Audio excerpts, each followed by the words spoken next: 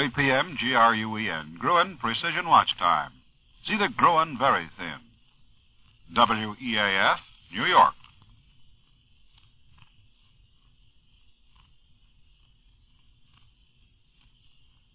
This program may be interrupted to bring you the latest war bulletins. Ivory Snow presents A Woman of America.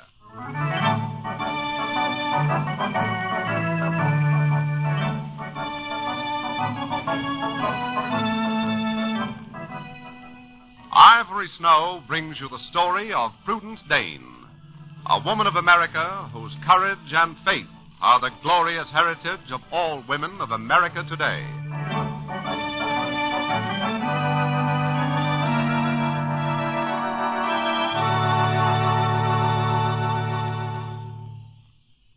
Today, A Woman of America is happy to have as its guest Lieutenant Commander John Kilgrew of the United States Maritime Service, enrolling officer in New York City, who is here to tell us something about that fine branch of the service.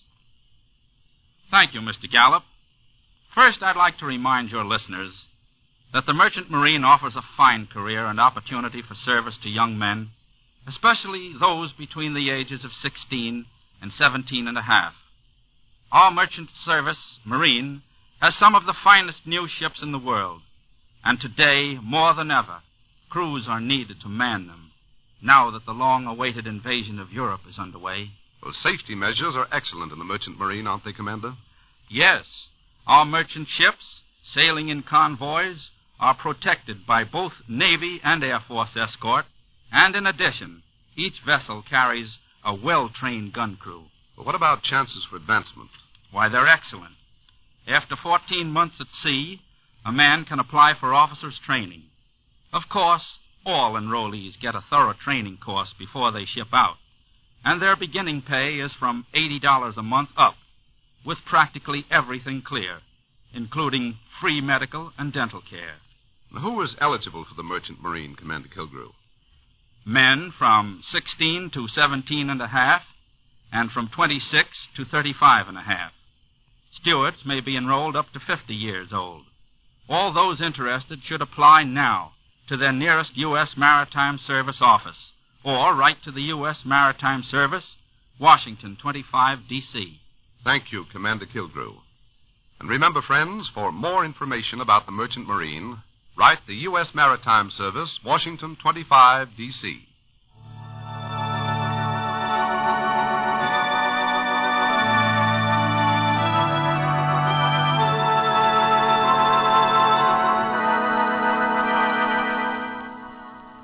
Authorized in 1806 by an act of Congress, our then young and struggling federal government undertook the building of a national road to lead west over the mountains that isolated the Atlantic seaboard from the rest of America.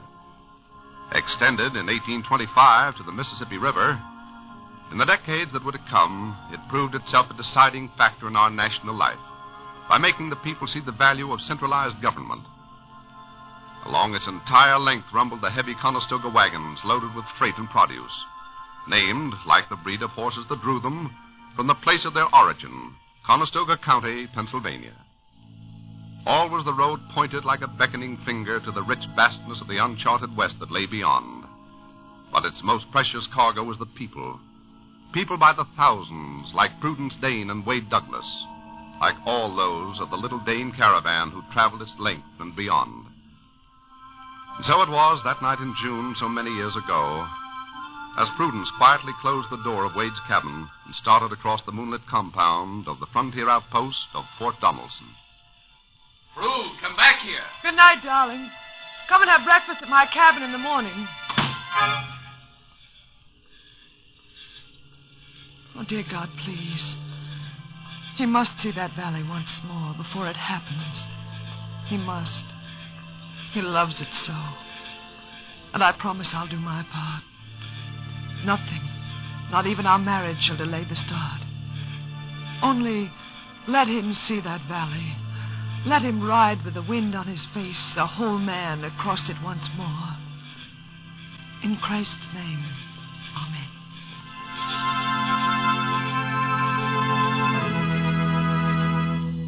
Forgotten is the hurt Prudence felt when Wade placed the date of their wedding second to the start of the wagon train. For she realizes full well how closely interlocked are the two events in Wade's mind. A great peace descends over her, and a few minutes later, she comes to her own darkened cabin. And as she pushes open the door... Prue, is that you? Yes, Peg, it's me. Oh, I'm sorry I awakened you. I wasn't asleep. Oh, there's a candle and matches there on the table. I don't need them. I can see well enough by the moonlight. How's Wade feeling? Wasn't it just wonderful the way he walked in on the meeting tonight? Didn't you just love it? It was dramatic, wasn't it? And isn't it marvelous that the wagon train's getting started day after tomorrow? Yes. Oh, you should have heard Emmy. You'd have thought Wade had said we were going to start for the moon. I can just hear her. She said she just can't possibly get ready. Well, not in less than a week. And Emmy will be the first one to be packed, though. You watch and see. What did the doctors say about Wade, Prue? Was he angry because he got out? Jim wasn't very pleased about it, but wasn't much he could do. Didn't seem to hurt Wade a bit. Oh, I'm so glad. You know you're awfully lucky to have him in love with you, don't you, Prue? I know, Peg. And I'm very grateful. Prue? Yes? Are you going to be married before the wagons start? Are you, Prue? No. No, we're not, Peg. But why not? I thought you said... I know I did, but that was before I knew we'd be starting so soon. You see, there's so much to be done. But you've got your dress. I was thinking things that have to be done so the caravan can start. We'll all be too busy to worry about anything else. Oh, Prue. I mean it, Peg. Nothing must delay the start. Every last one of us must do all we can to help. Nothing is more important than that. Don't you call getting married important? Compared to the start of the wagon train, no. You see, Peg, if we were living back east, in a town somewhere, the wedding would be important. But in a wagon train, nothing takes precedence over the common good of all. So, whatever my personal feelings might be, they'll have to be put aside. At least, until the wagon train gets underway.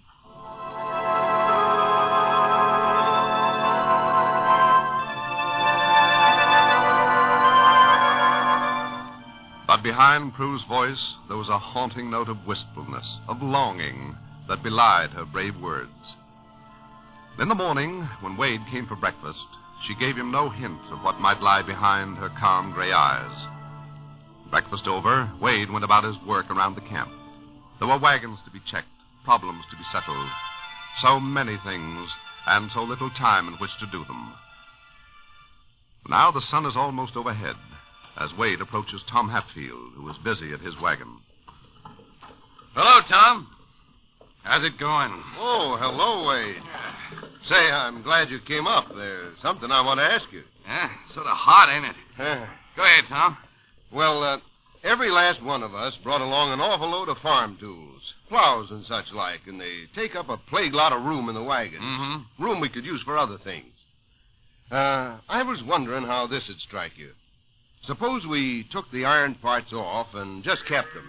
Then, when we got to where we're going, we made new wooden pieces. What do you think, Wade? Well, I was just thinking you might have something there, Tom. Of course, I wouldn't want to see everybody do it. Oh, no. We might need them along the way. Keep, say, 4 or 5 all set up and strip all the rest. Well, talk it over with Will, Tom. See what he thinks. If he's for it, then you go ahead. All right. Anything else giving you any trouble? Only Em. She swears she can't have the household stuff ready in time. But you know how Em is. I'll bet you'll be the first to be ready. I got to get on, Tom. See you later. Sure, Wade, and mighty good to have you up and around. I'm glad of it myself, Tom. I tell you, Judy, I heard it with my own ears. Honestly, Anne? Sure. Oh, I think it's wonderful. Oh, you women are all alike. You mentioned the word marriage to you, and... Oh, hiya, Wade. Hello, Bob. Judy, Miss Hawkins. Hello, Wade. Well, it sure is mighty nice to see you up and walking around the way, Douglas. We'd almost given you up. Oh, you can't kill a tough old buzzard like Wade. No, not much chance of that, Bob. Well, how are things going? Oh, say, by golly, Wade, I'm glad you came by. I want to talk What's to you all about... this I've been hearing about you and Prue Dane, Wade? Is it true? Yes, Wade. Annie was just telling us. Is it really true, Wade? Are you and Prue going to get married? Well, I guess it is, Bob. At least Prue said yes. When, Wade? What to tell you, Judy? I'm only hoping now that she doesn't change her mind. Well, there's not much danger of that, Wade. Will you accept our congratulations? Why, thank you, Judy. And mine, too, Wade. Proves one of the finest women in the world. Thank you, Ann. I know that. All right, you two. Now that you've pinned him down and found out what you wanted to know, how about leaving us alone to discuss something important, huh? You know, we do have to get this wagon train ready to start. We'll go and leave you alone. But congratulations, Wade. And from me, too, Wade. Thanks, both of you. See you later. What did I tell you, Judy? I knew what I was talking about. Congratulations, Wade. Thanks. But it'll be all over camp in another half an hour. You know how Ann Hawkins is. Thanks, Bob. What was it you wanted to ask me about? Oh, yeah. Say, Wade, I've been checking on supplies, and by golly, Slim was right. None of us have got any too much in the way of food. Did you know that? Oh, I knew we were sort of low, but I don't think we got anything to worry about. Like I said, we'll be in the buffalo country soon. There's lots of antelope. Yeah, I know, but we can't just live on game. It's flour and sugar and coffee and salt and things like that. Oh, Wade! Wade, Douglas! Who's that calling?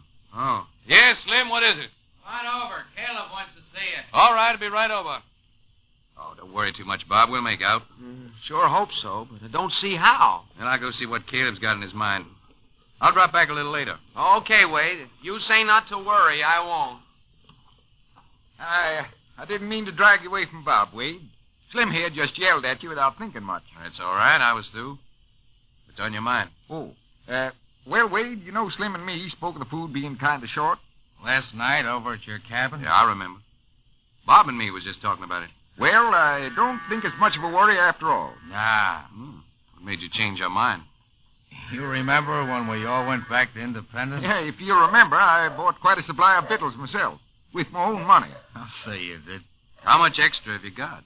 Oh, I'd say maybe a couple of tons.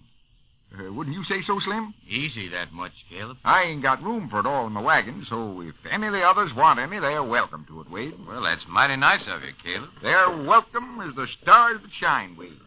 Like I said, I can't haul it all. Well, actually, Bob was just telling me he was sort of worried. Why don't you go have a talk with him? I sure will. We'll go right over. Come on, Slim. I reckon Wade's got plenty to do without standing here talking to us. I'll see you later, Wade. Yeah, sure, Caleb. Caleb, I don't know how you can keep your face so solemn and straight. I swear I don't. It's a gift, Slim. You reckon he suspected anything? Not him. He's too dumb. He actually dug up a prospect for our little scheme. Well, come on. We got to work fast. We got to get all them supplies sold before night. And at 3 times what I paid for them.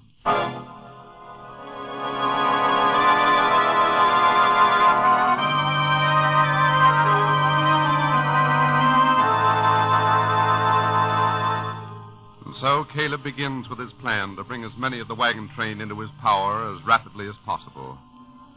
In the press of getting the wagon train started, Wade has unwittingly aided him.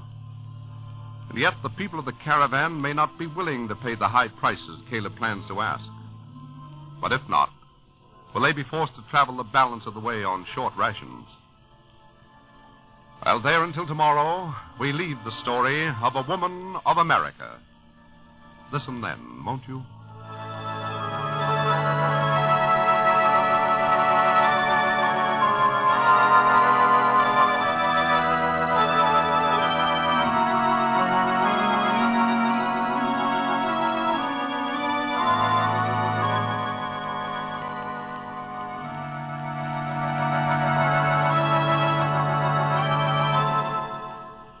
This is Frank Gallup reminding you, for speedier dishwashing, for snow white hands, buy wonderful Ivory Snow.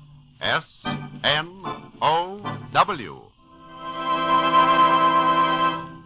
Be sure to listen again tomorrow when Ivory Snow brings you A Woman of America.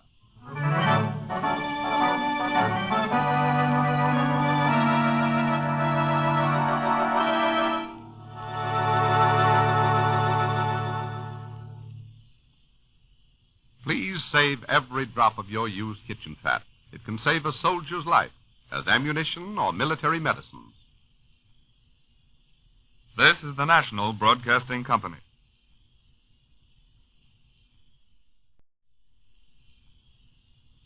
For a wash that's white without bleaching, use Oxidol with its lively, active Hustle Bubble Sub.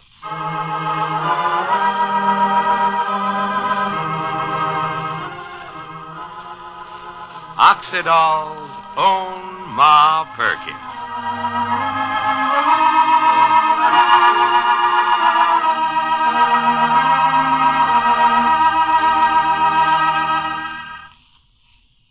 Can you tell me where I can find a woman to do my weekly washing? Mrs. Margaret Bone of 1310 West Van Buren Street in Phoenix, Arizona, writes that a great many women have asked her that question. Well, with so many women doing war work today, washwomen are hard to find. So Mrs. Bone always answers no. But then she cheers the women up by telling them how they can do their own washing and get their clothes really beautifully white. Mrs. Bone tells them to use the laundry soap that she uses, Oxidol, because Oxidol washes clothes white without bleaching.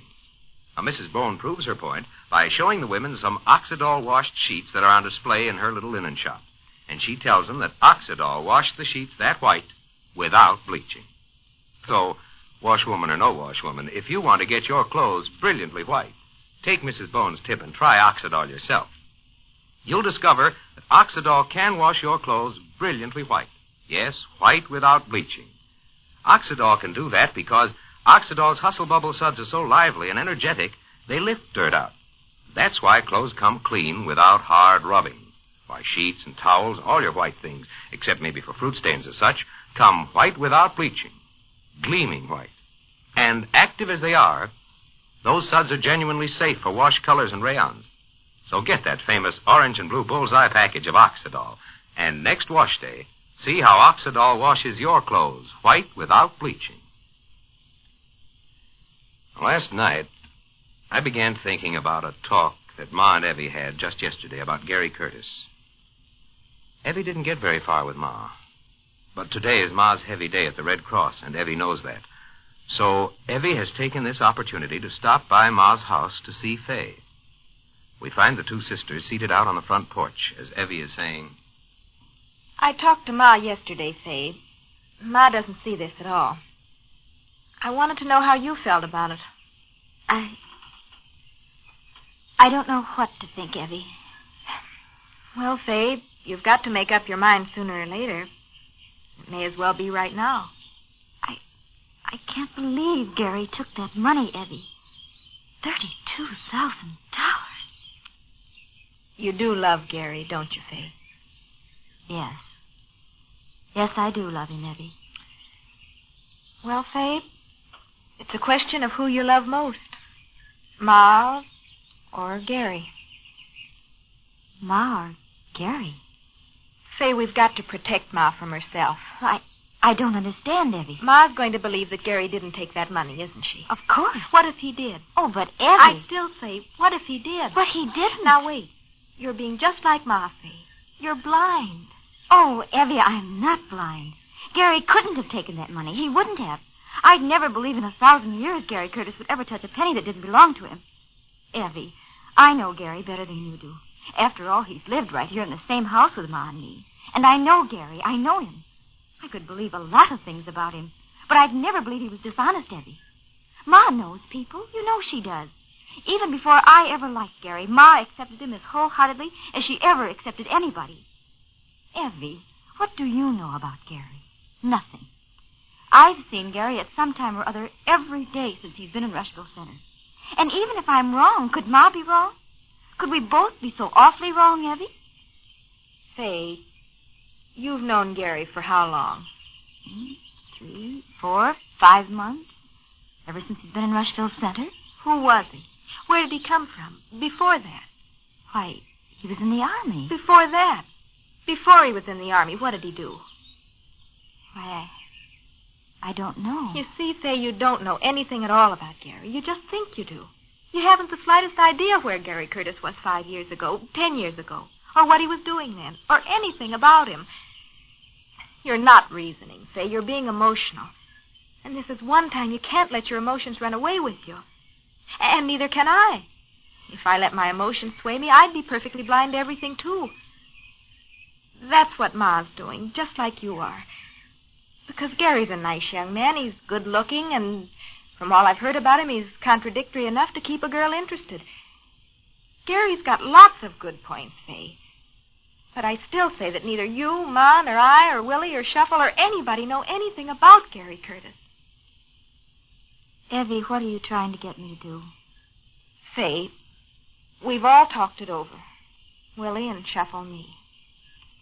We're not going to let Ma get herself involved in this. Because we think enough of Ma, that's why. And the least we can do for Ma is to let her see this thing logically. But you're standing in the way. I'm standing... Evie, you... I know, little sister, it's asking a lot of you. But you've got to think of Ma.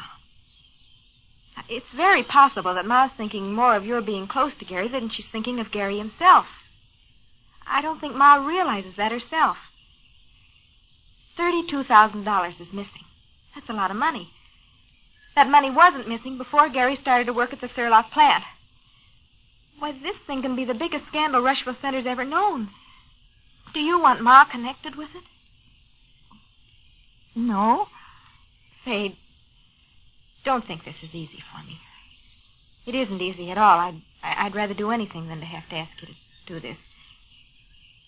But you do it for Ma. Wouldn't you do it for Ma? Wouldn't you? I'd do anything for Ma. You know that, but... Say, you've been accustomed to doing everything Ma says. Being the youngest and living here with Ma, that's only natural. But I'm older than you are. I know what I'm asking you, and I know it's for the best. I've got a good reason, Fay, a reason I haven't even told Ma. I can't tell her, not yet. And I can't tell you either. But I'm going to ask you to believe me and trust me. Believe that I know what I'm talking about. Won't you do that? Oh, I believe you, Evie, but think it over. But think it over without talking to Ma. Naturally, Ma's going to be thinking of you. And Ma's going to feel she should stick by Gary because of you. But Ma isn't going to realize that. But you do. And you've got to reason this thing all out by yourself, Fay. And not depend on Ma. Even though she doesn't realize it, Ma's depending on us. On you and me. And we can't let Ma down. Now, what are you going to do about it?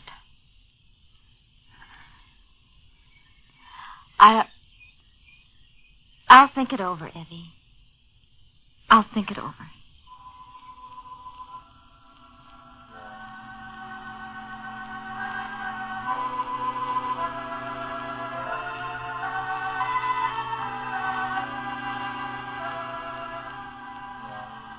Peculiarly enough, Evie seems to have taken for granted that Gary is guilty. What is it that makes Evie so convinced? Who? And what is it that Evie can't tell either Fay or Ma?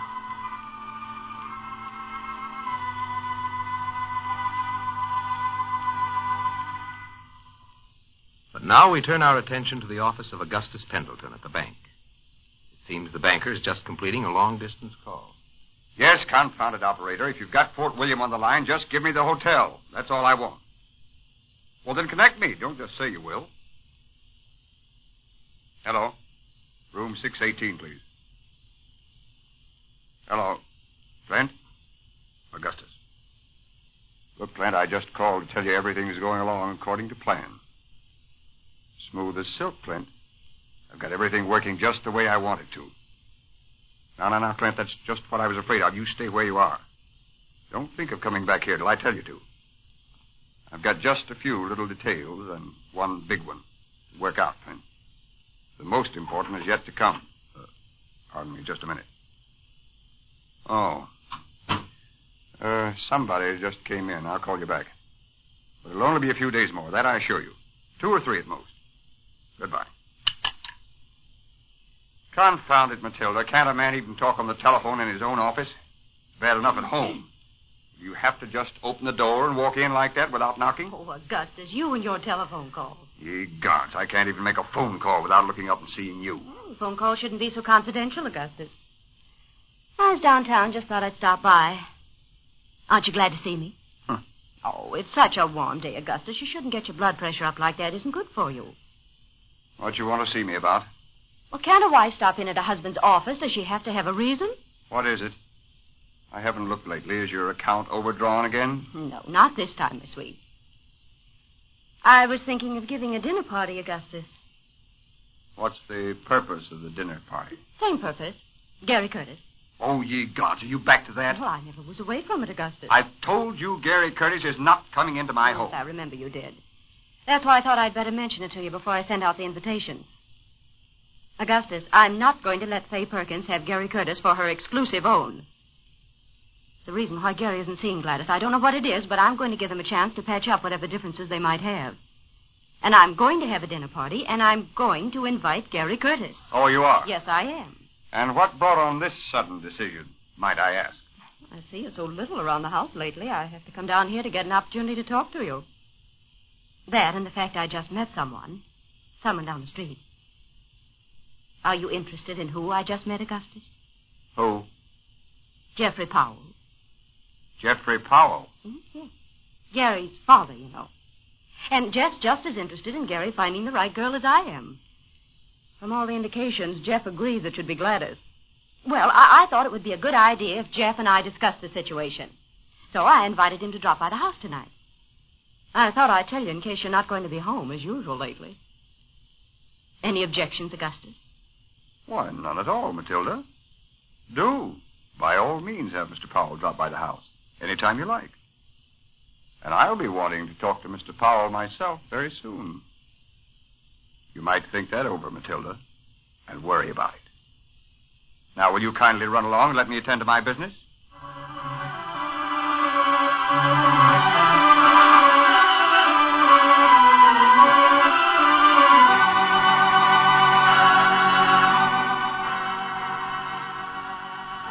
And Jeffrey Powell is not only the father of Gary Curtis, but also the man of Matilda Pendleton's past.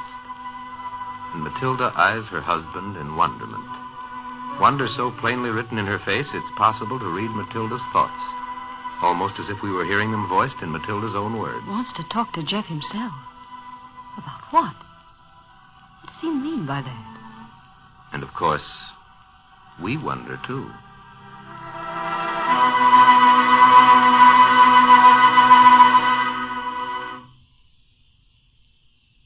Why don't you tell women more about how good Oxidol is for dishwashing? Lots of Oxidol users have written in to ask that question. Now, if you're using Oxidol on wash day, you already know how Oxidol washes clothes white without bleaching. So, doesn't it stand to reason that a soap that good at laundry should work wonders on greasy dishes, too? Actually, Oxidol makes grease vanish. Yes, Oxidol's hustle bubble suds are so lively and active, they dissolve grease. And naturally, suds that active last and last. Now, they're active, but not strong or harsh. Plenty of women who use Oxidol every day have hands so soft and smooth that any woman could be proud of them. Try Oxidol on tonight's dishes and see for yourself how it dissolves stubborn grease.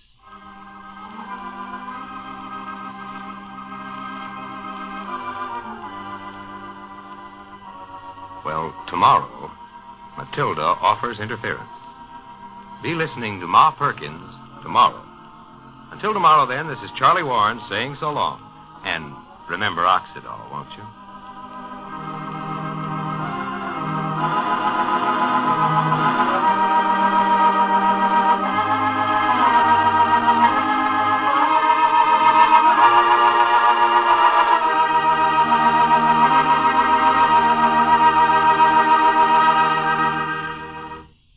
This is the National Broadcasting Company.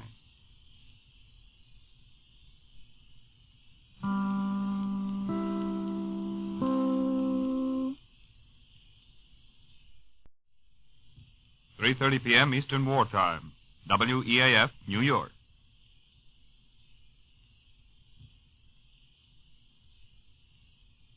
This is Elmer Peterson. We delay our program momentarily to bring you late invasion bulletins. A German broadcast from Berlin said German coastal batteries have beaten off an Allied landing attempt off Le Havre this afternoon. There is no Allied confirmation. Heavy fighting continues around the rail junction of Caen on the Cherbourg Peninsula, where a German counterattack with tanks, undoubtedly drawn from local reserves, has been beaten back. Nearly 500 flying fortresses and liberators, escorted by fighters, have attacked a number of road junctions south of Caen, a further indication that we are out to wreck German communications on and to the Cherbourg Peninsula.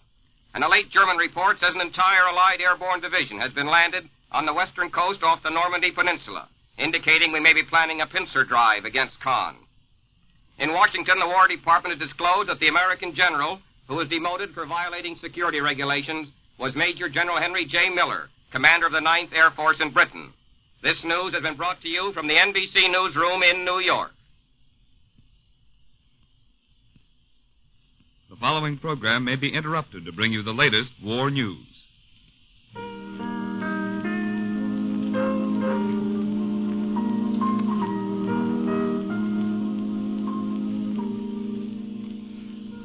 Pepper Young's Family, brought to you by Cam-A, the mild beauty soap for a smoother, softer complexion.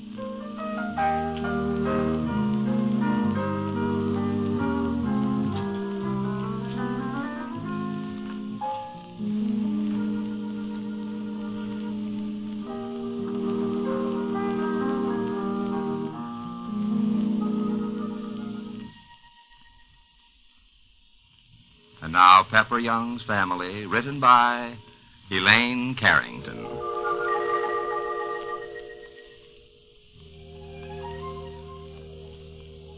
Friends, it's late in the afternoon, and the Bradley twins and Nancy are still at the Young house. Not only have the twins had their lunch there, but they've had their afternoon nap there, too. Now Mrs. Young and Nancy are on the porch, watching the babies dig with spoons in a patch of earth. Nancy is saying, with a sigh, "Well, guess it's time to take the imp home." Oh, don't go just yet. Can't you wait until Sam gets here so we can have a look at the twins? Oh, no, I shouldn't, Mary. I should be firm and go home right away so I can start their supper now and get to work on Kurt. But you can't go yet. The twins are having such a good time. Look at your Mary making some kind of a pie and trying to get Kurt to eat it. Look at her. Mary, darling, take that dirt out of your mouth. Don't try to eat that nasty brown dirt. I better go down and stop this. I knew it was too good to last. Well, I'll lend a hand. No, Mary. No, dear. You mustn't eat the dirt. That didn't taste good, did it, darling? That's right. Spit it all out. Oh, she's not a bad girl either, Kurt.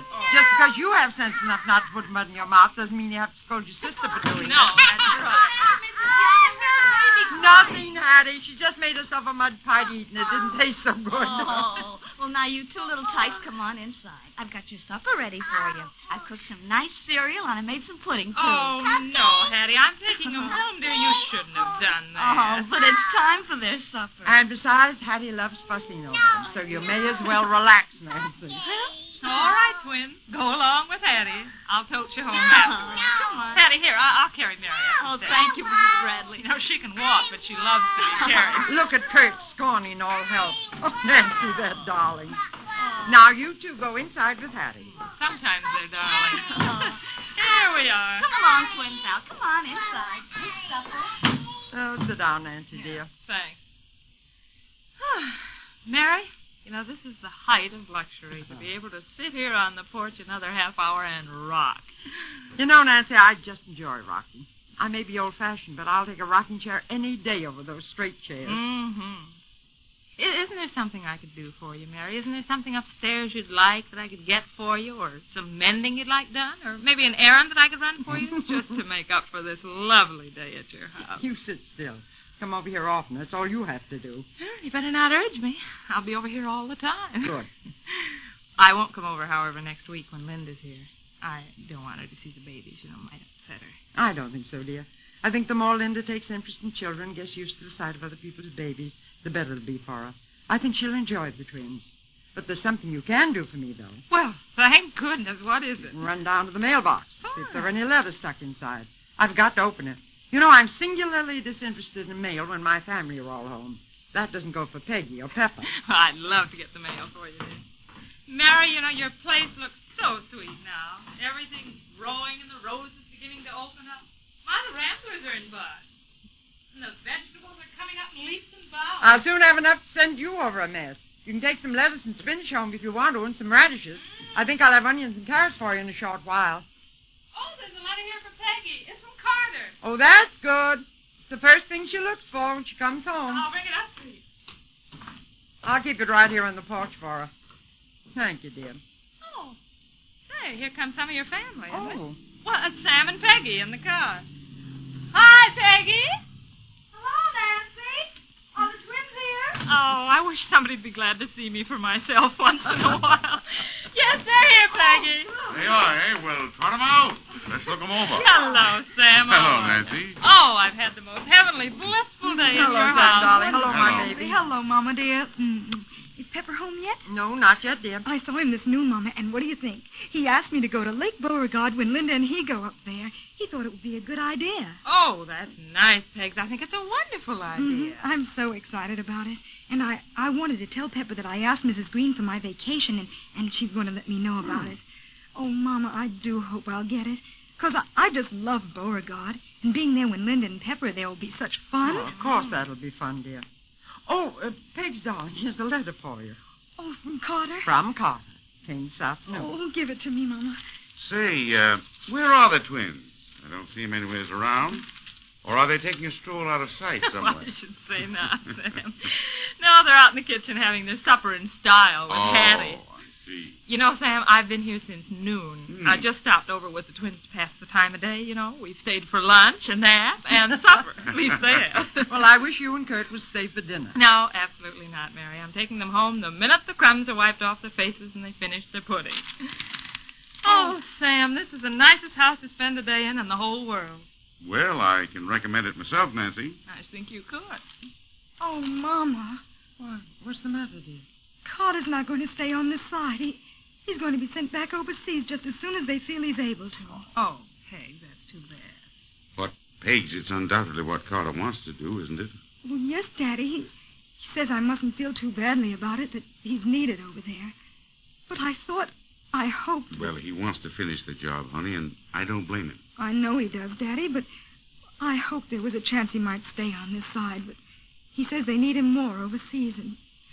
Oh, dear, I just wish they'd stationed him here. Oh, I know how you feel, Peg. I was so sure he'd stay here if he could, and be stationed at some camp, and I could go down and join him there, and we could be married. Yes, and he probably hoped the same thing, dear. And instead of feeling sorry, you should feel proud of him for getting back in harness as fast as he can. I am proud of him, Daddy, only... Yes, Pegs. Oh, poor Peg.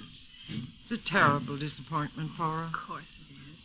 Why, it seems so sad for Carter to have to go back instead of staying here for a while. But knowing Carter, I'm sure it's what he wants to do. Yes, I suppose it is.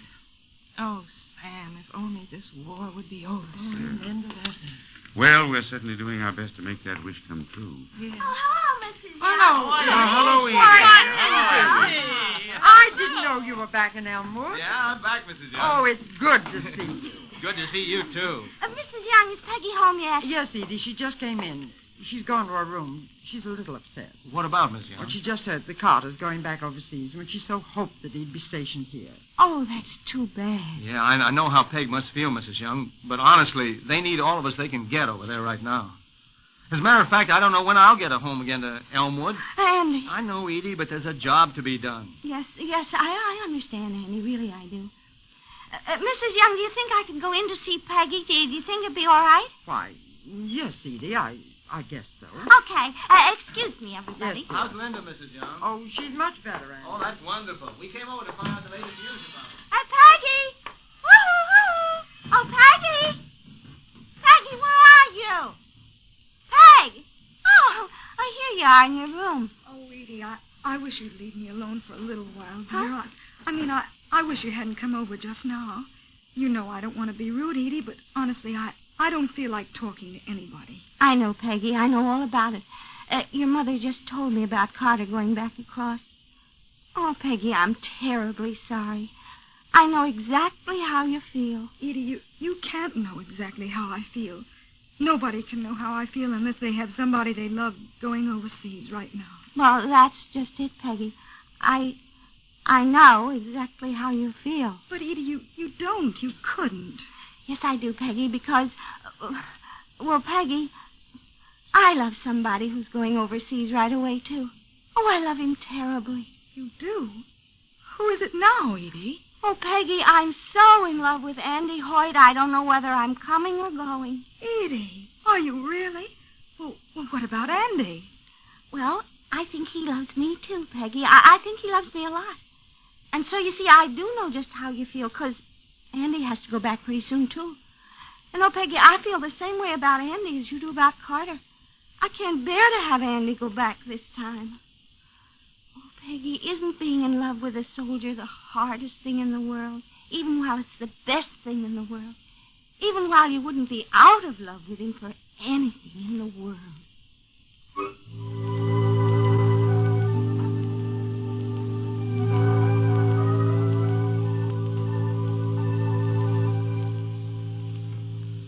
Yes, Edie has put Peggy's thoughts into words more clearly than Peggy can herself. Being in love with a soldier is the hardest thing in the world, even while it's the best thing in the world. But neither Peggy nor Edie would be out of love with their soldiers for anything in the world.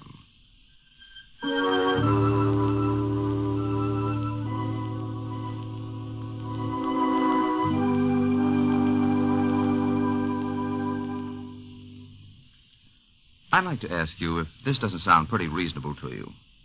Since you do take baths and since you do use a soap, you might just as well use a soap that does something extra for you. Isn't that true? I'm talking about Camay, of course, because Camay does more than leave you wonderfully clean. It leaves you exquisitely clean and fresh, but then that extra something Camay gives you. It leaves your skin just touched with a hint of delicate, flower-like fragrance. You step from your bath fresh, dainty, and with just a suggestion of the very delicate, feminine fragrance no other soap but Camay can give you. So why not use it? Why shouldn't you use a soap that helps give you that dainty, truly feminine impression that's so attractive in a woman? And you'll enjoy using Camay. Turns your bath into a luxury of fluffy, creamy white lather. Thick, fragrant lather that will make any woman honestly enjoy her bath. And when you finally leave your Camay bath, your skin is as fresh, as beautifully clean as can be, and that extra something that only Camay can give you. Your skin is just touched with a hint of Camay's delicate, truly feminine fragrance. And you are a dainty, feminine woman, sure of your charm, sure of the impression you're making on nearly everyone who comes near you.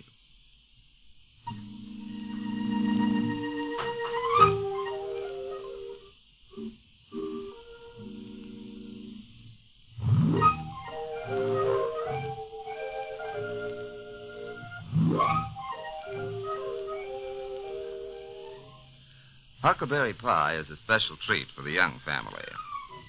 What's the occasion? Edie's engagement to Andy Hoyt. And what is the reaction to the announcement? You just be sure to listen to Pepper Young's Family tomorrow.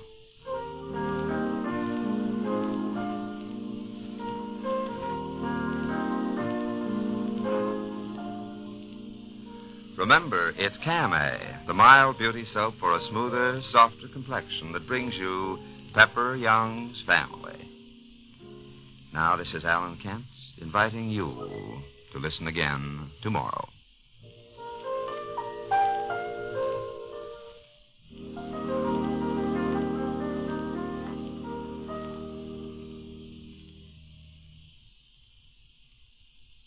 Have you done it yet?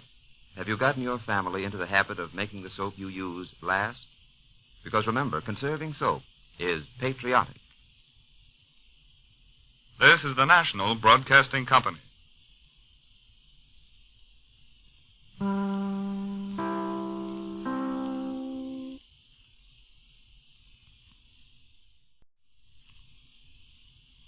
.45 p.m. Eastern Wartime.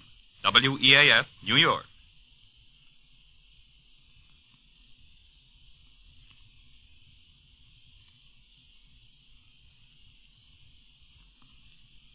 The Right to Happiness, usually heard over most of these stations at this time, will not be presented today in order that we may bring you the special program that follows. It will be heard at its regular time tomorrow. The National Broadcasting Company brings you at this time the noted news analyst, H.V. Kaltenborn, with a mid-afternoon summary of the news. Good afternoon, everybody. It's quite possible that before this broadcast is completed, we will be able to take you to London for an on-the-spot broadcast by one of our observers. But in the meantime, while we're checking up on the signal, I will carry on. Allied invasion forces have cleared the enemy from all of their beachheads in French Normandy. Today they are fighting their way inland. The first heavy German counterattacks in the Caen area have already been beaten off. We have probably occupied the town of Bayeux near Caen, and the first mail has been delivered to our soldiers in France. Weather in the English Channel cleared up this afternoon, which helps enormously, both for air and overseas operations. The American, British, and Canadian assault forces are being reinforced constantly. Hundreds of gliders are shuttling thousands of troops into the Cherbourg Peninsula. Surface craft in large numbers are sailing into the coast. Large areas of French coastline have been freed from the Germans and are now available for safe landings. General Eisenhower's headquarters tells us that heavy fighting is raging inshore. The Germans are striking back against the expanding perimeter of the beachheads. They are putting up little resistance in the air and none at sea. The Berlin radio has just admitted that the Allies landed between 2 and 5 more divisions in France yesterday and last night. We lost 12 gliders and 12 C-47 transport planes during the past 24 hours in these transport operations. We must assume that Marshal Erwin Rommel is speeding armored and infantry divisions to the invasion zone. A full-scale counter-onslaught should develop within 24 hours. The more troops and material we are able to land before that assault comes, the better our chances of hanging on. All our reports indicate that the situation improved considerably last night and early today. Sharp German armored counterattacks in the Caen area, 9.5 miles inland, have been beaten off. The Germans tell us we are now using 100 tanks in an offensive in that single area. The Germans may be emphasizing the importance of our mechanized equipment here to explain the setbacks which they are experiencing here. The Berlin radio has just reported that the Germans lost Bayeux. This town, close to the Normandy shore, is 16 miles northwest of Caen on the railway and highway to Cherbourg. It would probably be the first town we could take, since it is not far inland and lies between 2 of our well-established beachheads.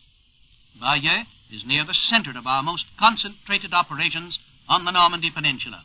This afternoon, 500 of our biggest bombers, escorted by fighters, attacked the road junctions in the Bayeux area. We are trying to isolate the strongly defended port of Cherbourg against the possibility of any German reinforcements. All beaches have now been cleared of the enemy in this area. Some of them have been linked together. This strengthens our position against counterattack. Our airmen report that the Normandy Peninsula today is dotted with fires. Some suggest that the Germans are carrying out demolitions preparatory to withdrawal. This seems over-optimistic. Shell fire and air bombs set many fires, and perhaps some forest fires. The Germans are following their usual practice of transporting troops by air to meet any sudden threat. British planes shot down 5 big Junkers 52 transport planes while on missions over France. The German radio says that Allied forces today attempted a landing in the Calais area of the French coast along the Straits of Dover. Berlin also asserts that Allied ships approached the French coast from the north, apparently bound through the Dover Straits for the invasion area. This may well be true, but we must be careful in interpreting what it means. There will be all kinds of feints and diversions to keep the Germans busy. Even a landing might be nothing more than a commando raid. The more we keep the Germans stirred up at many places, the less likely they are to concentrate against us at the right places. The Germans also report brisk fighting at the Sainte-Mère-Église town. This town is at the southeastern base of the Cherbourg Peninsula. They say it involves the American 82nd and 101st Airborne Divisions. British tanks and infantry have occupied a 25-mile stretch of the Normandy coast. They have already pushed inland nearly 3.5 miles and have cut a coast road vital to the Nazi movement of reserves. It looks today as though the Allies have established one continuous beachhead from Cannes to Bayeux. This gives us 25 miles of excellent flat beach on the eastern coast of the Normandy Peninsula. And now to London for a direct report. This is W. Chaplin in London, the spokesman of General Eisenhower's Supreme Headquarters. Allied Expeditionary Force are singing a chorus of caution about the invasion tonight. They show evidences of anxiety that a spirit of over-optimism may result from the truly astounding success of the first phase of our invasion. The reaction, if events should grow more somber, might be damaging. Now, it may not all be like the first phase. During the past 2 days of our fighting men have been cold and wet. They've eaten what and where and when they could. They are very tired. They have not yet got their second wind. Only superb leadership under such conditions can prevent a perfectly natural dip in the invasion grasp. So, Chase cautions against optimism, urges sober satisfaction. And Londoners, at least, are heeding that caution. There is an almost dreamlike quality about the British capital. We're so close and yet so detached. The people give no outward signs of the emotions which flame, of course, inside them. And that, I think, is good. They know the die is cast and are glad of it. But they await far more decisive days before they give vent to those emotions. At least, as Schaeff desires, until our men have got their second wind. Our own little underground improvised broadcasting home here, source of the news for all American radio listeners, had a distinguished visitor this afternoon, Mr. Brendan Bracken, Member of Parliament, and Mr. Churchill's Minister of Information, dropped by informally to see how the American broadcasters are making out. He found a lot of unshaven and weary broadcasters hard at work. Some were in once neat uniforms, now wrinkled because they've been used to sleep in on tables and even on the floor. Others in GI battle uniforms, men just back from assignments that took them to the invasion beaches or far behind enemy lines with the paratroops and glider soldiers. The floor was littered with paper. The atmosphere was full of smoke and noise. Shouted questions and answers, clacking typewriters, ringing bells. Occasionally, from a studio door that quickly opens and closes, the tense voice of a broadcaster telling the latest invasion news to American listeners. Mr. Bracken asked if there were any complaints. And there was one. The shortage of Scotch whiskey in the bar across the corridor from the radio newsroom. Mr. Bracken pointed out that the liquor allotment went back several years, to the time when the ministry housed a famous university. Now, he admitted, things are different. And he said that he'd do everything in his power to increase the supply of available Scotch. And now, back to H.V. Kaltenborn in New York. That caution that Chaplin has just given us from London with regard to over-optimism is undoubtedly needed. It has been almost impossible for us here to resist a feeling of elation over the outstanding success achieved by our early invasion operations. Of course, those of us who have studied the matter realize that there is much that remains to be done, that there are many reasons for caution about the German counterattack, which is not yet developed, that there have been difficulties and there have been losses. And I noted today in the first dispatch that I've seen from Hanson W. Baldwin since the invasion began, the dispatch in which he represents the combined American press that has just come in. He reports from Admiral Kirk's flagship off the French coast that we do not yet have any right to rejoice, as he puts it, over the initial success of invasion. He saw that word, rejoice, in a dispatch from America. And so he says, the word rejoice strikes an incongruous, almost a brutally callous note here in the Bay of Seine, in waters where American bodies lie fathoms deep, near beaches whose blood-drenched names will be forever emblazoned on the battle streamers of regimental colors, forever recorded in the history of our people. It is a word which epitomizes a lack of comprehension of the grim issues here involved, of the long chances and hard struggles ahead. It signifies a sense of overconfidence, and hence is repugnant to the men who are doing the fighting and who know the hard and relentless strength of the enemy. In one sense, however, rejoicing is understood.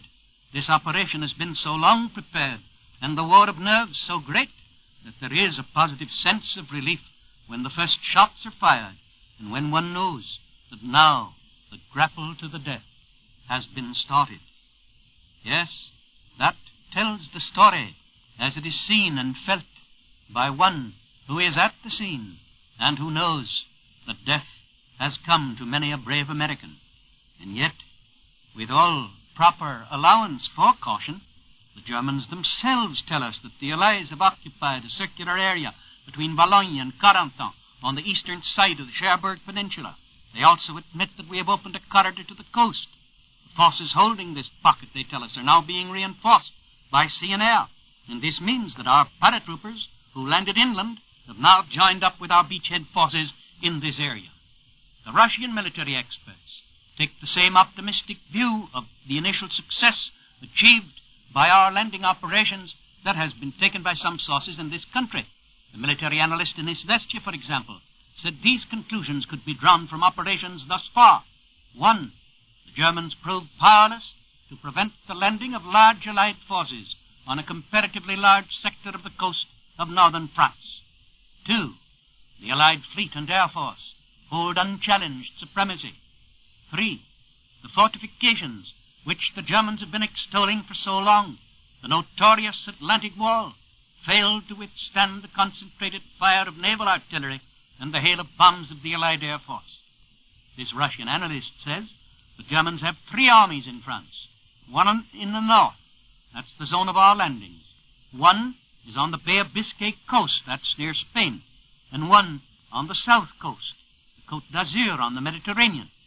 The Russian analyst did not say so, but he might have added that the Germans do not dare to use either their western or their southern armies against our attack in the north, for they know we have invading armies still available for landings not only in the north, but in addition to those that we might land in the north, we have armies that are poised for the invasion of western France, other armies that are poised for the invasion of southern France.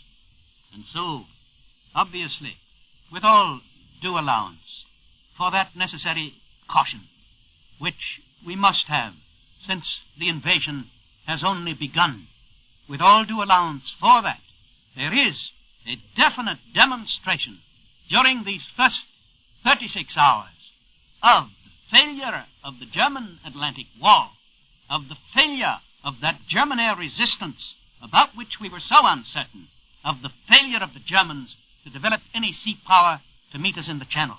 And so, on that larger issue of German immediate ability to react, we are right. We have the right to be optimistic. Good afternoon. You have been listening to the noted news analyst H.B. Kaltenborn with a mid-afternoon summary of the news. The Right to Happiness, sponsored by Ivory Soap, usually heard over most of these stations, was not presented today in order that we might bring you the special program just concluded. Right to Happiness will be broadcast at its regular time tomorrow. This is the National Broadcasting Company.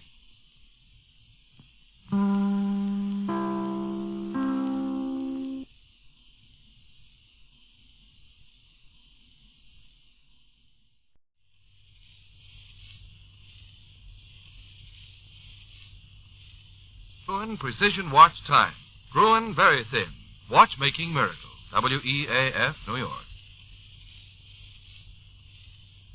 Mineral oil is effective, but as you know, it doesn't relieve acid indigestion. So try the amazing emulsion called Haley's M.O. that combines fine mineral oil with milk of magnesia to relieve stomach acidity and to give all the mineral oil benefits, too. Follow this advice when you take it. Caution. Use it only as directed on the package. Get Haley's M.O. at druggists today.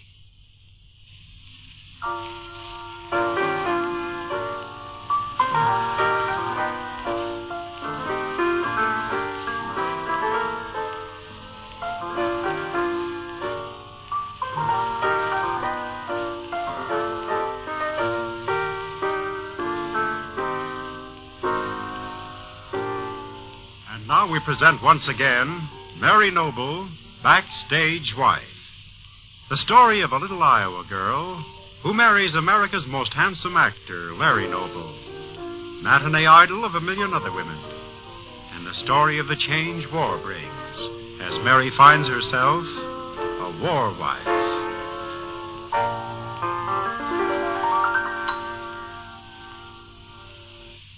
Want to know the name of the most popular tooth powder in America? Well, it's Dr. Lyon's tooth powder. Want to know why America's millions have chosen this one particular tooth powder as their overwhelming favorite? Why they continue to single out this same powder in preference to all others, year after year after year? Well, this is why. It's because you can buy nothing.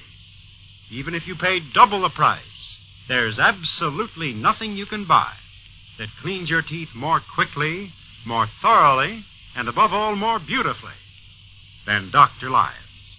So for the sake of your teeth and your smile, make a note right now to get Dr. Lyon's tooth powder today.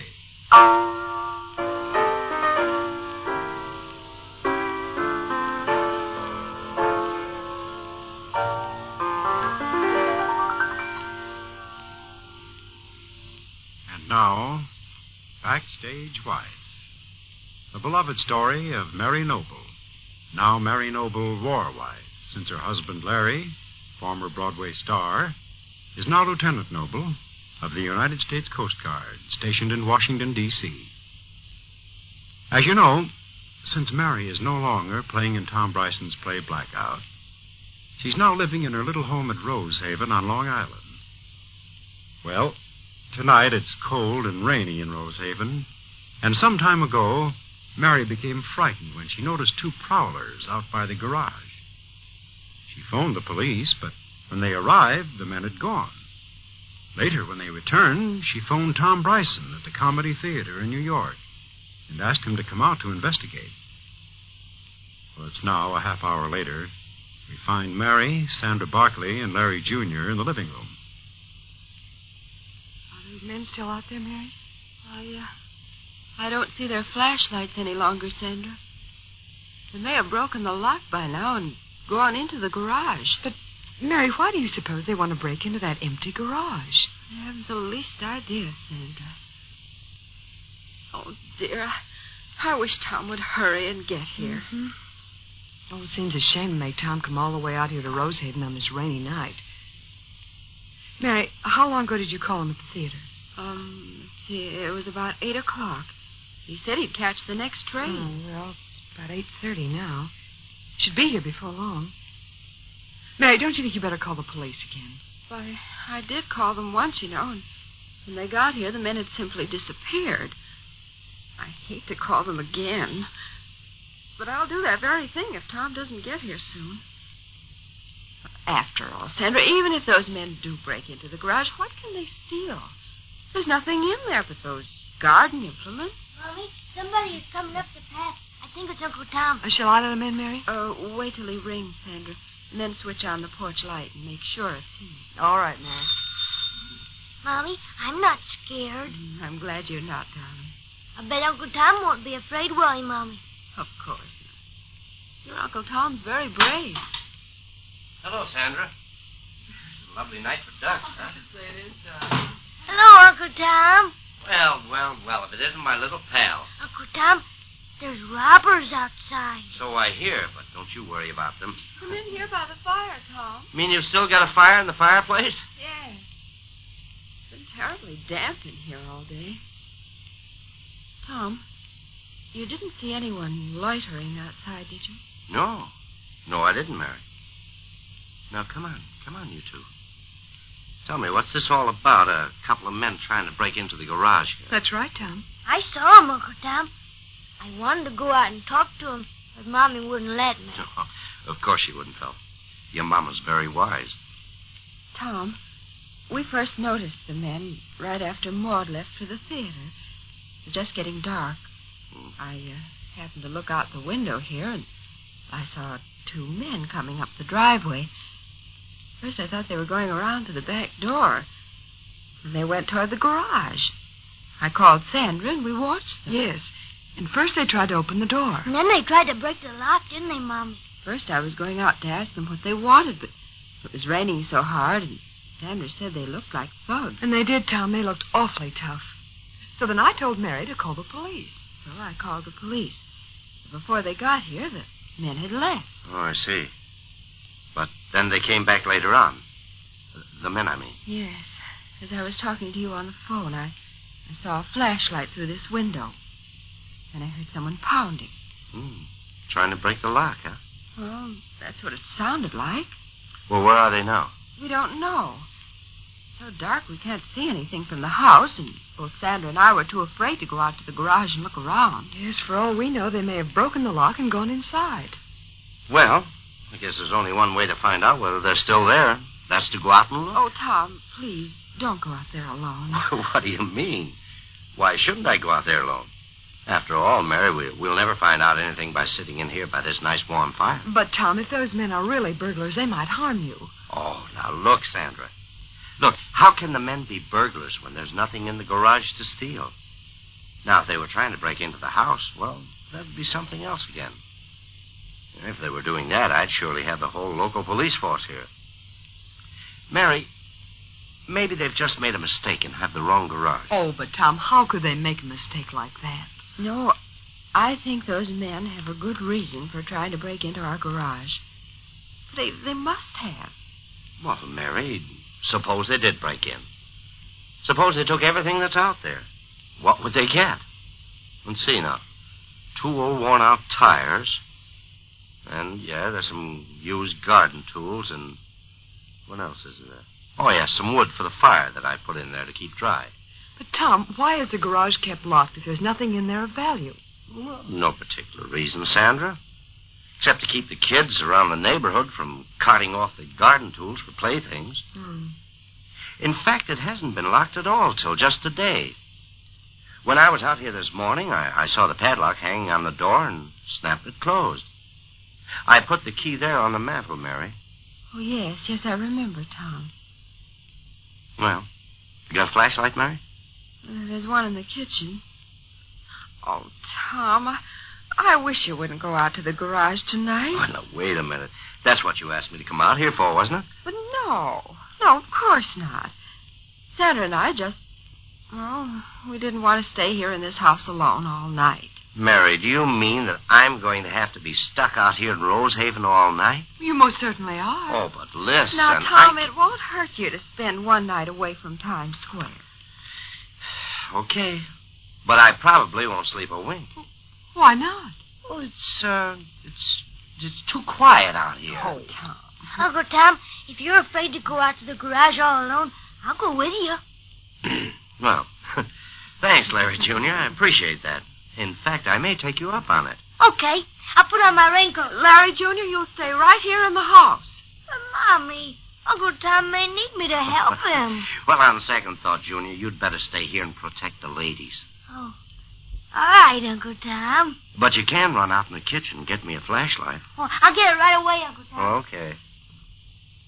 Tom, I really don't see that anything will be gained by your going out there tonight. Tom, I agree with Mary. After all, as you just said, there's nothing in the garage that's worth stealing. Now, look. Listen to me, you two. I didn't come all the way out here to Rosehaven from New York to sit in here by the fire and keep you girls company. But, Tom... Mary, don't you realize this is a chance in a lifetime for me? Chance in a lifetime? Well, what do you mean, Tom? Well, I mean, I've always wanted to be a hero, and here's my chance. Oh, a hero? No? Well, at least in the eyes of Larry Jr. Oh, now, Tom, stop it. This is no time for joking. I'm not joking. Why, Larry Jr. would lose his respect for me if I failed him now. Why, he even wants to go out in the garage with me. Here's a flashlight, Uncle Tom. Thanks, Larry Jr. Sure are a big help to me. Uncle Tom, I'll bet if Daddy was here, he'd go out there and help you chase those robbers away, wouldn't he? There now. You hear that? You bet your daddy'd go out there and help me chase him away, Larry Jr. Why, I never felt so much like a hero in my life. I'd laugh if after all this display of courage there wasn't anybody out there in the garage. Oh, yeah? I'd laugh if there was somebody out there. I'll go out the back door. Now be careful, Tom. You know where to send my body in case I meet those two men and lose the argument. You may think that remark is very funny, but I don't. Where shall we send the body, Uncle Tom? Well, you can send it to the... Who said that? I did, Uncle Tom. I said where... Now that's enough, Larry Jr. Doesn't seem to be very much worried, does it? Seems to me I saw this very situation in a picture once. A farce, I suppose. Goodbye, Uncle Tom. Goodbye, Larry Jr. What am I saying? Tom, don't close the door. I'm going to stand here and wait for you. Now, Mary, you close this door. Can't you see it's raining? First thing you know, you'll be catching cold. Tom's right, Mary. It is chilly outside. Mommy, we can hear Uncle Tom holler with the door closed. You can hear me holler. That's the last straw. Good night. Good night, Uncle Tom. Well, I don't think it's a bit funny, Sandra. After all, those men may have gotten into the garage. If Tom interferes with them, they might hurt him. Oh, I'm sorry, Mary. Yes, I know. It is really quite serious. I'm going to watch from this window. And if Tom doesn't come right back, I'm going to call the police again.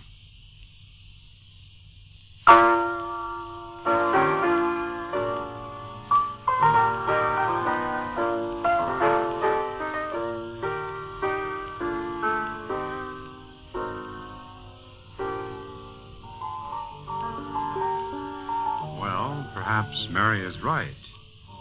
If those men are in the garage, Tom might find himself in rather dangerous company. However, we'll learn more about this in tomorrow's episode of Backstage Wife, the story of Mary Noble. Now Mary Noble, war wife.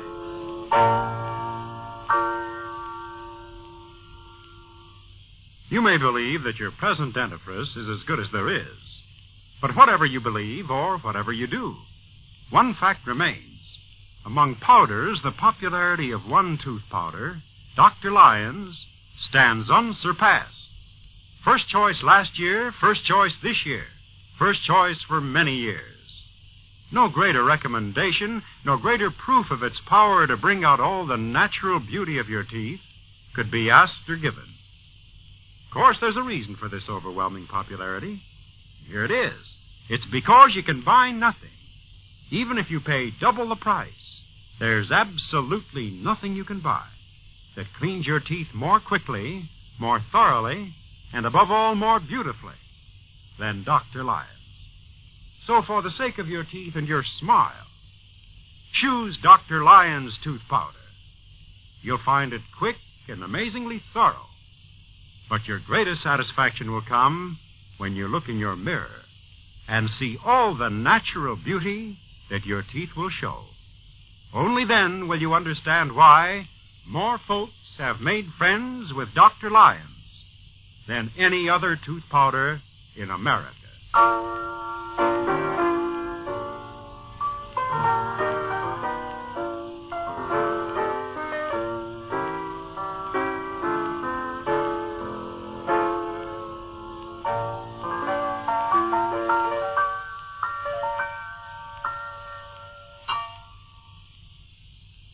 Mary Noble, Backstage Wife, will be on the air again tomorrow at this same time. Pierre Andre speaking for the makers of Dr. Lyons tooth powder. This is the National Broadcasting Company. To relieve an ordinary headache, neuritic, or neuralgic pain fast, do what thousands do. Take 2 Bayer aspirin tablets with a glass of water. They disintegrate quickly and start to work almost instantly. Try them. Get genuine Bayer aspirin today.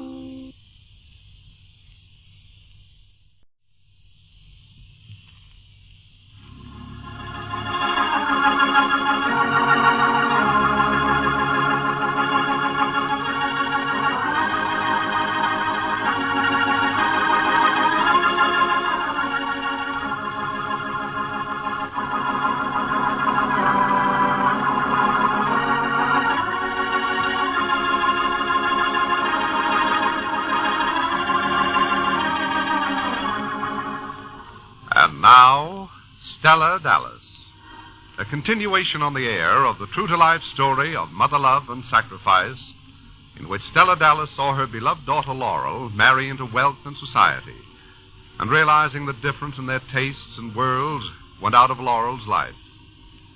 These episodes in the later life of Stella Dallas are based on the famous novel of that name by Olive Higgins Prouty, and are written by Anne Hummert.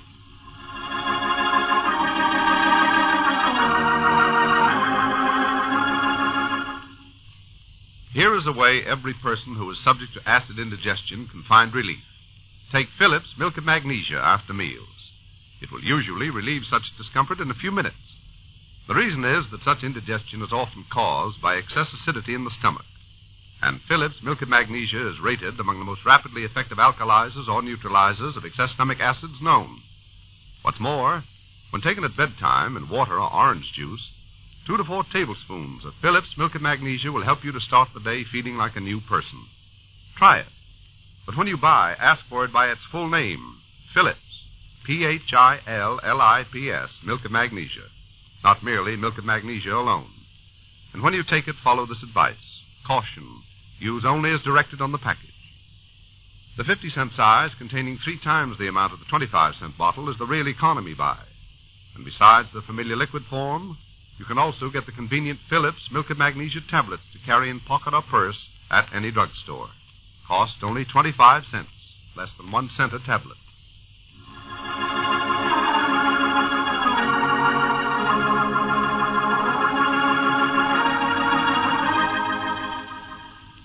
And now, Stella Dallas. In the darkness of Mrs. Grosvenor's long drawing room, Stella sits alone. A moment ago, the front door was closed, and Stella heard the voices of Laurel's mother-in-law and her guest, Ronald Cartwright. She heard Mrs. Grosvenor's laughter and the enigmatical tones of Ronald. Stella's hands are clenched tightly in her lap. For a moment, she wishes frantically that she might be mistaken about Ronald, that everyone else might be right and herself wrong. But she thinks of her daughter Laurel and the strange picture of Laurel painted by Ronald, a picture without a face. Well, now there are footsteps in the room. Stella doesn't move. Even when the light is switched on, she doesn't move. Oh, I didn't know you were in here, Mrs. Dallas. Yes, Mr. Cartwright. Where is Laurel? I persuaded her to go to bed. Well, Mrs. Dallas, I'm glad to have this chance to talk with you. I know you don't think Louise should marry me. Mr. Cartwright, now, please. I'm the first to admit I haven't much to offer her. But regardless of what you think, I do care for her. Oh, I'd rather not discuss it. Oh, no, I don't want you to misunderstand. I begged Louise not to make a settlement of $100,000 on me. And this afternoon, when I heard that the papers had been misplaced, I was delighted. I sincerely hope that those papers are never signed. But if Louise is stubborn about giving me the money, then I'll repay her as soon as I can. By making money painting again, you mean? Why, yes. Before the war, I was very successful. And since painting Laurel's portrait, my self-confidence is returning. It's painting Laurel's portrait. Why, yes, Mrs. Dallas. Why do you say that so oddly? I believe you'll be very pleased with Laurel's portrait when you see it. Pardon me, Mr. Cartwright. Oh, what is it, Horace? Mrs. Dallas is wanted on the phone. Oh, thanks, Horace. I'll see who it is. Hello? How is everything, Stella? Oh, hello, Min. I was half out of my mind. What's happened? Oh, a lot of things, but I can't talk very well over the phone, Min. Well, I'm at the drugstore. 1 block down. Turn to your left on the side street. You mean you've come back over here? Oh, honey. Oh, I didn't go home at all after I left you. Huh? I've been right here in the neighborhood. All this time? I've been thinking you might be needing me. Say, Stella, could I be slipping in the house now? No, honey. I'll meet you in the drugstore in 10 minutes.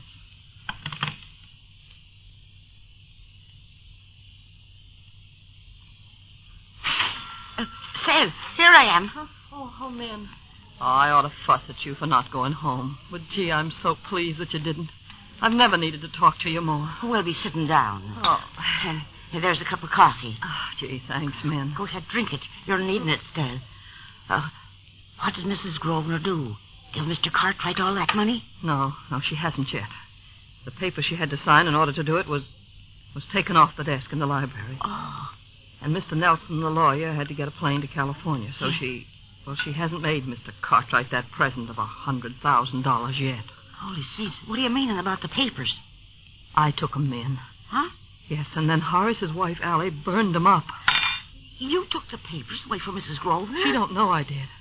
Oh, Min, things couldn't be worse. I've only got a day or so to prove that Mr. Cartwright don't care a thing for Miss Grosvenor and that he's a rascal. But I've got no evidence to back up my suspicions, none. Well, will you be getting back to the papers? Oh, I told you what happened. Well, you have not at all. Since when have you started taking legal papers away from folks? Oh, it didn't seem wrong to me to take the papers out of the library. Of course, I didn't mean for Allie to burn them, but she knew I had them.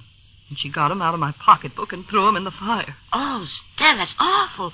Don't you know what Mrs. Grosvenor will be doing to you if she finds out? Well, I did it for her sake. I was trying to gain time, and of course I'll protect Allie. I mean to take the whole blame when I do explain. But, Stella, how could you be taking such an awful risk? Listen, Min. If I hadn't done it, Ronald Cartwright would have $100,000 of her money right now. Oh, I'm not sorry when I think of that. No, indeed, I'd do it all over again. I'd have been a coward not to take those papers. Gee, I'm mad, Min. I'm fighting mad. I don't like Mr. Cartwright. And I don't like Horace either. And I'll fight in any way I see to show Miss Grosvenor that they're mean, horrible people. Well, why don't you be telling Mrs. Grosvenor about Horace slipping into your place at the Ruman house? Oh, she wouldn't believe me, that's why. She won't believe anything I say. There's only one way I may be able to get proof. What's that? Min, I'm so far from being positive it will help that I better not talk about it. But it's something I'm going to do tonight. Something I'm going to do just as soon as I get back to the house. Will you stop bemoaning what's happened, Horace? It was your business, Cartwright, to get Mrs. Grosvenor to sign those papers today. Well, confound it, what did happen to them? The moment, the instant before Louise came in to sign them, they disappeared. How did it happen? Who took them? Well, it wasn't Allie, as we've let Mrs. Grosvenor think. It was Laurel Grosvenor. But Laurel has no objection to my marrying her mother-in-law. Evidently she has. I know she took the papers. Well, that's hard to believe. I'd like to think Mrs. Dallas did. I'd like to inform Louise myself that Mrs. Dallas had taken them. She didn't. It was Laurel. You've lost $100,000, and Laurel is responsible. Well, if I thought that Laurel had She taken did. them, She's the only one in the house who could have done it. Mrs. Dallas is waiting in the living room. Well, Laurel will regret it. Yes, but that doesn't solve our immediate problem. The portrait upstairs has got to be taken away. I told Louise I'd restore it. Fine. Just what you should have done. But it's got to be removed from the house. We're in danger while it's here. If we're in danger, it's because the hands were cut to ribbons with a knife. Cartwright, what does it take to convince you that Mrs. Dallas had to be stopped from comparing the hands in the portrait with Laurel's? She would have discovered that it's the picture Laurel posed for and not the Grosvenor ancestress. She's got no reason not to think Laurel's portrait is being framed, as I said it was. You don't know what she thinks, Cartwright. The picture upstairs is Laurel's portrait, with the exception of the face. The picture is a copy of the original. If the canvas hadn't been cut, no one would ever have doubted that it was the portrait of Clarice Elizabeth. All right, but now it's got to be removed from the house before Mrs. Dallas begins concentrating on the likeness of her daughter's hand. No, that's ridiculous, Horace. If Mrs. Dallas suspected anything, she'd tell Louise.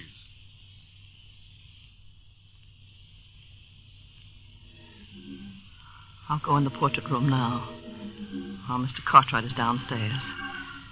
The door to the drawing room was closed, so I'll bet Horace is in there talking to him. Well, that's not my concern right now. Where's the light? What? The light don't turn on. That's funny. Oh, well, there's a lamp over here. Well, it don't either. Well, the globe's been taken out.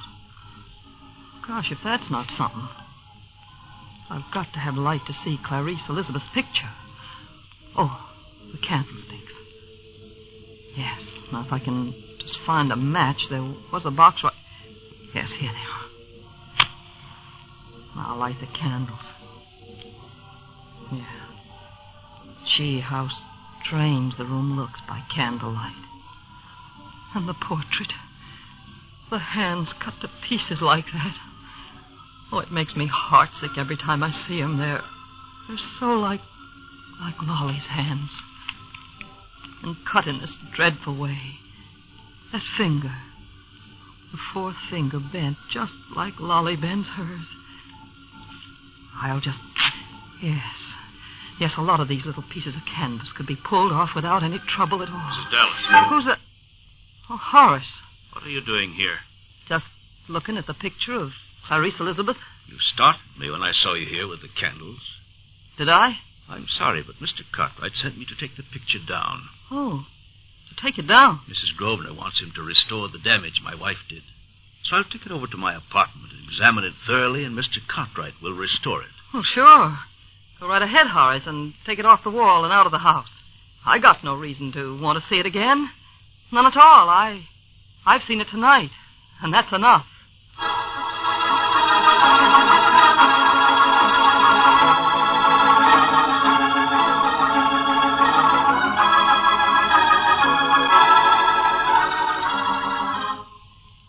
There's vivid excitement in Stella's voice.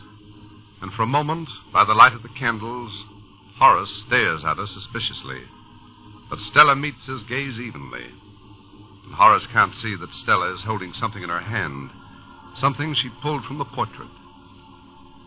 Well, don't miss the surprising turn of drama in tomorrow's absorbing chapter of Stella Dallas.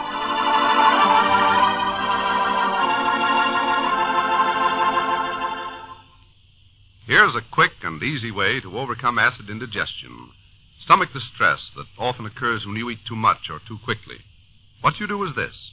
Alkalize the excess acidity of your stomach by taking Phillips Milk of Magnesia. You'll find that your stomach upset will be relieved quickly and gently. That's because Phillips Milk of Magnesia is rated among the most rapidly effective alkalizers or neutralizers of excess stomach acids known. And stomach upsets are usually caused by an excessively acid condition of the stomach. What's more, when taken at bedtime in water or orange juice, 2 to 4 tablespoons of Phillips Milk of Magnesia will help you to start the day feeling on top of the world, fresh as a daisy, ready to tackle the problems of the day. So keep Phillips Milk of Magnesia handy. But when you buy, ask for it by its full name, Phillips Milk of Magnesia, not merely for Milk of Magnesia alone. And when you take it, follow this advice. Caution, use only as directed on the package. Besides the familiar liquid form, you can also get the convenient Phillips Milk of Magnesia tablets to carry in pocket or purse. Cost only 25 cents, less than 1 cent a tablet at any drugstore.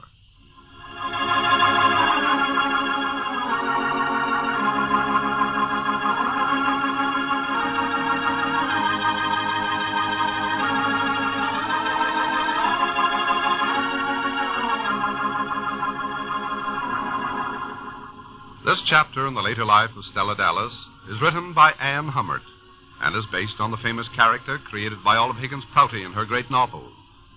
Stella Dallas will be on the air at the same time tomorrow, 4:15 p.m. Eastern Wartime. This is Frank Gallup speaking.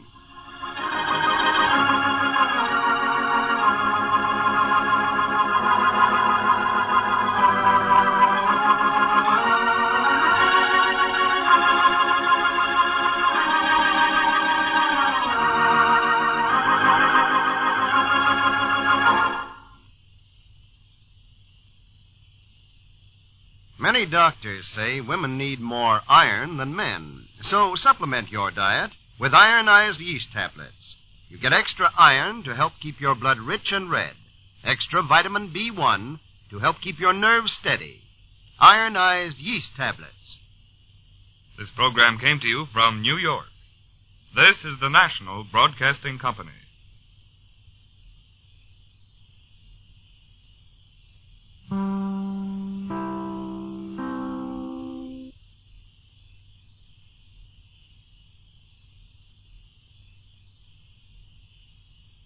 .30 Eastern Wartime, WEAF, New York.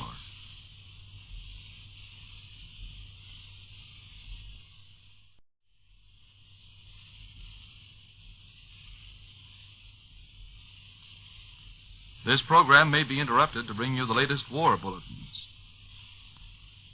And now, smile a while with Lorenzo Jones and his wife, Belle.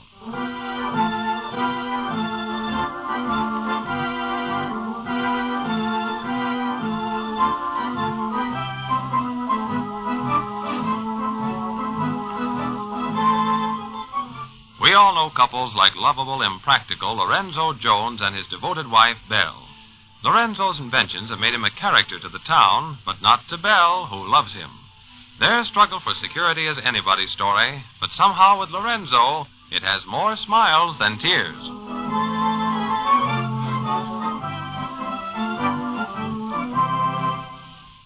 The next time you feel an ordinary headache or the pains of neuritis or neuralgia coming on, take 2 Bayer aspirin tablets with a little water immediately. Chances are, if you do this at once, your whole day may be saved. That's because quick-acting Bayer tablets give such fast relief. They start to dissolve or disintegrate almost instantly you take them, hence are ready to start working without delay.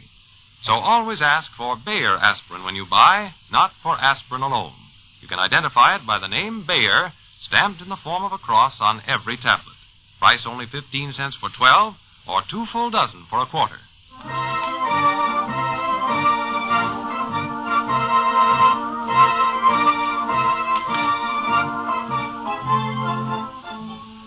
And now, Lorenzo Jones and his wife, Belle.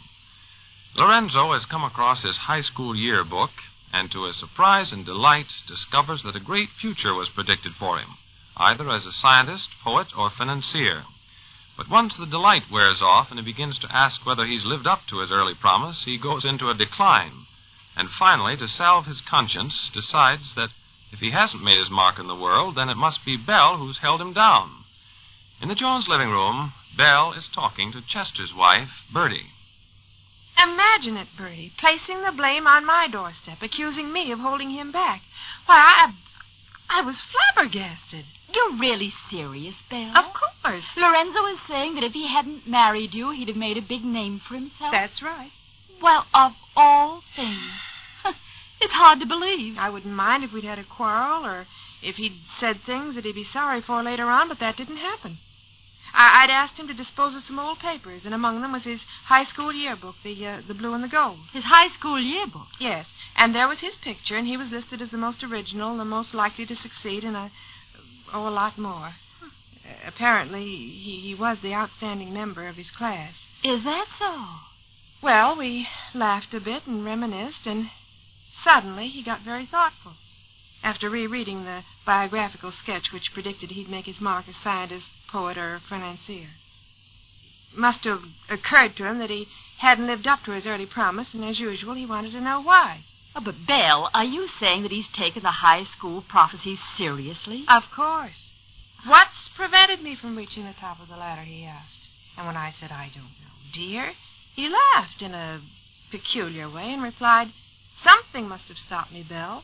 Or someone. And when he said someone, he stared right at me. And I'll tell you one thing, Bertie, I never felt so uncomfortable in my whole life. But did he mention you by name, Belle? Did he actually say that if he hadn't married you, he'd have been an important man today? Yes and no. I don't quite understand. Well, he went about it this way. He said that I was so practical, so down-to-earth, and so logical that every time he wanted to do something, spread his wings, as he calls it, I'd say, look before you leap, Lorenzo, and wait, dear, don't plunge in before considering, and that, he said, was the same as holding a man down. Well, the very idea. And when I protested, when I said that I'd tried to help him all our married life, he agreed and said I had tried, but that I'd failed. I was shocked, Bertie. Well, of course you were, Belle. He's had his disappointments, I admit it. But so have most people. Mm-hmm. He's tried to make his fortune as an inventor. He's proclaimed his genius to anybody who'd listen. But it hasn't done him very much good. And so he blames you? Yes. Has he ever accused you before? No. Well, you mean to say that until he reread the high school yearbook the other night, he'd never said a word on the subject? Not once. Oh, then I'd forget the whole thing, Belle. I'd put it right out of my mind. But, Bertie... I mean it. Well, he's just talking to hear himself talk. And when a man does that, the only thing to do is not to pay any attention. He'll unwind in a few days. Well, you don't think he means it? It's just... Of course. The average man, when pressed, as it were, enjoys blaming his wife for his own failures. I've never known an exception. Oh. It's a weakness of the male animal. Oh. Ignore him, Belle, as I suggested before, and then, one of these days, bring up the subject yourself and put him on the carpet. Lorenzo? Certainly. Make him admit that he was wrong. And if I know the average man, he'll beg your forgiveness. And then Yes. you take your time forgiving. Keep him on tenterhooks for a week or so. Oh. Well, that's how I'd manage Chester. Not that it's necessary, of course, but if he ever got any ideas into his head about how I've stood in his way, believe me, Belle, I'd let him have a piece of my mind. My dear Jones, this I can admit in confidence. Like you, I've had a millstone around my neck for several years. You mean Bertie? Yeah, precisely. Oh, good woman, mind you, the apple of my eye, but always making a fetish out of logic. Golly. Look before you leap, she says, at least 10 times a day. And worse luck, old man, that's just what I've been doing. Amazing. Simply amazing. Yeah, you know, Jones, by nature, women are cautious. That's an obvious fact. You mean they're concerned with the woof and the warp, while we, the male, look for new worlds to conquer, is that it? Precisely. And in the struggle that ensues, we give in to them. They triumph, and we don't even know that we've lost. Yeah, that's nicely put, old man. Yeah. Well, you know, if I hadn't checked back on the blue and the gold, the high school yearbook, I'd have gone on my nose to the grindstone, peering neither to the right nor the left. Undoubtedly. Amazing. Simply amazing. Tell me, old man, just what did the blue and gold say about you? Oh, golly, everything that I've always believed. That I'd hit the top, bang, either as a scientist, poet, or financier. Oh, that's a most interesting coincidence, old man. It is? That the school prognostication for you should more or less be identical with what was said about me. Oh. Yes, mine appeared in the Crocodile. That was our school publication. I was the editor, of course. What did the Crocodile prognosticate? You won't think I'm boasting, John? No, of course not, sir. Well, then, after being voted the handsomest, the strongest, the best athlete, the most likely to succeed, the most talented, etc., they noted, as for Chester Van Dyne, this is from memory, old man. Oh, naturally. As for Chester Van Dyne, it seems safe to predict that his future is assured, most likely as a prominent member of the diplomatic corps. Golly. And this I wouldn't admit to anyone but you, old man, for fear of being thought a bit conceited, or the tycoon of a great financial empire. Naturally, some may say that youthful enthusiasm may have colored the prospects a bit, but that, you might say, is still a moot question. Oh, well, of course. Very moot. In your case as well as mine. Oh, thanks, old man. Yeah. There's just one point to examine, Chester. Would you say that Bertie has blocked your path or inhibited you in any way? Yes, Jones. It grieves me to confess it, but it's true. If she were here now, if she had heard me say a word about the diplomatic corps, she'd have collapsed with laughter. And I suppose the same would go for Mrs. Jones. Exactly. The successor to Thomas Edison's mantle? Don't be ridiculous, Lorenzo, she'd comment. But she wouldn't laugh, would she? No, but see, that's just a difference in technique. Right, quite. But Bertie'd laugh, Bella gets sarcastic. It's 6 of one and half a dozen of the other. It's strange, isn't it, that you and I should be like 2 peas in a pod. Well, not so strange. We're both unusual men, Jones. It's only the stubborn and the obstinate would fail to concede that point. Correct.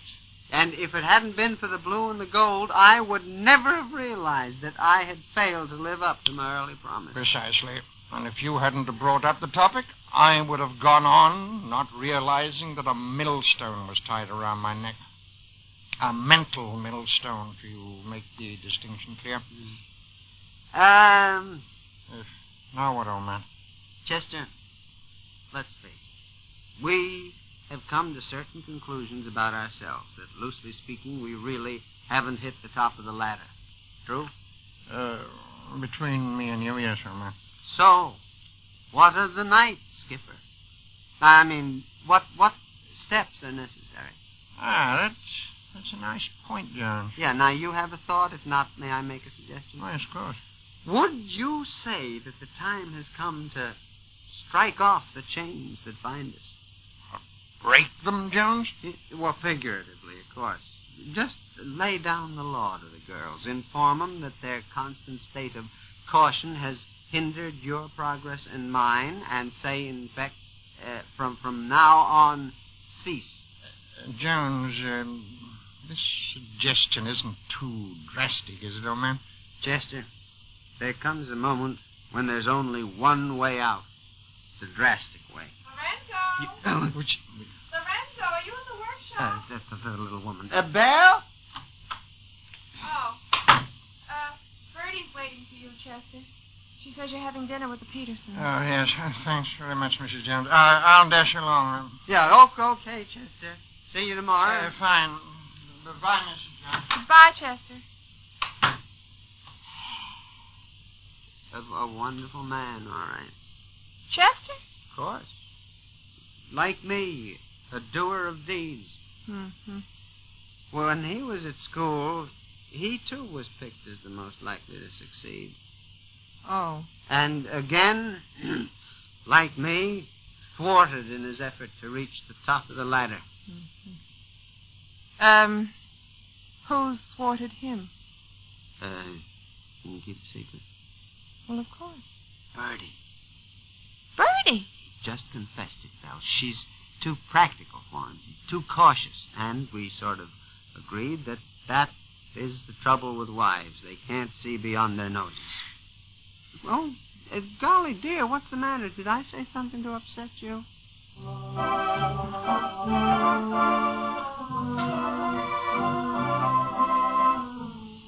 Well, the fat's in the fire. If Lorenzo and Chester both say that their wives have held them back, can there be any truth in it?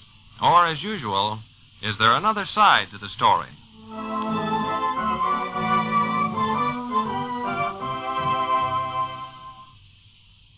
If you're subject to frequent headaches, by all means see your doctor. He may find the cause and correct it. But next time you have an ordinary headache and seek really quick relief, try taking 2 quick-acting Bayer aspirin tablets with a full glass of water. Do this, and we believe you'll say it's one of the most reliable, fast-acting reliefs you've ever found. Anyone who uses real Bayer aspirin, we are certain, will tell you this about it. Tell you it works quickly, yet gently. For real Bayer aspirin tablets disintegrate in the stomach without delay, hence are ready to start working almost instantly. That's one reason, when you're especially anxious to find fast relief from a headache, neuritic, or neuralgic pain that threatens to spoil your day, to get Bayer aspirin. Another reason for always asking for Bayer aspirin when you buy, instead of just for aspirin alone, is that the present price of Bayer aspirin in the economy size of 100 tablets is so low, there's no point in accepting an unknown preparation in its place. For instance, you can now get real Bayer aspirin at any drugstore in the United States for a little more than 1/2 cent a tablet when you buy the 100-tablet bottle. Thousands of people are now buying Bayer aspirin in this economy size. Try it.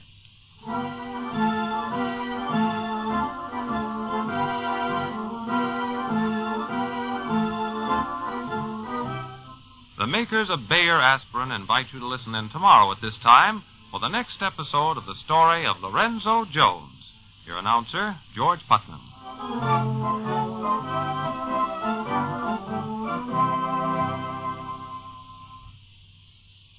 Medical records reveal women need more iron than men. So supplement your diet with ironized yeast tablets. You get extra iron to help keep your blood rich and red, extra vitamin B1 to help keep your nerves steady. Ironized yeast tablets.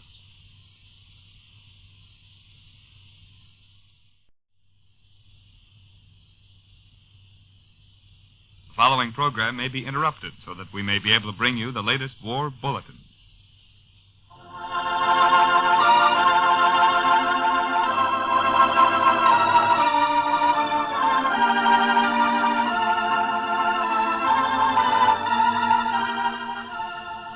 Again, the makers of Phillips Milk of Magnesia toothpaste and tooth powder present the moving human drama of a woman's heart and a mother's love. Young Widow Brown. In the little town of Simpsonville, attractive Ellen Brown, with 2 children to support, faces the question of what she owes to them and what she owes to herself. Here's a story of life and love as we all know it.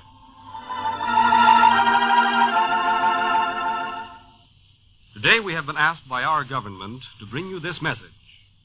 2 million women are wanted at once to work on farms and in factories, to join the wax and waves, to help in stores, restaurants, laundries, and other community services. Every woman who is able to work and can possibly take a job is asked to go to her local United States Employment Service office tomorrow and find out what jobs are available, both full and part-time.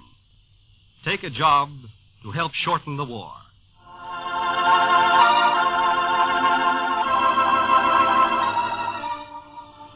And now for the story of young Widow Brown. Ellen Brown is saying goodnight to Captain Anthony Loring, her fiancé. A troubled goodnight, for her son Mark is still missing from his home. Look, darling, why can't I sit on your doorstep all night? At least I'd be near enough in case you wanted me to talk to you about this. No, Anthony, no. Go along back to the hotel. It's enough that you're near and that I can telephone you, dear. Once more, I could point out the advantage of a marriage between you and me. However, this is not the time. No, it's not the time. Will you stop at the police station on your way to the mansion house? Certainly. And call me? Uh-huh. And forgive me for being so very emotional and unbrave. Darling, you have every right in the world to feel the way you do. It's your son who's lost. That gives you special privileges. I'm sure he's going to show up sometime tonight, though. Anthony, if he only would, if he could only know that this is the place to come. If I could only get that message to him. Anthony, how could I have brought him up this far and not make him confident of me? Now, look, if you intend to sit here with that on your mind, I'm not going to budge. No, I'll go indoors, I promise, and I'll relax. I'll go up and talk with Janie. All right, and call me, darling, will you, as often as you like? Yes, dear.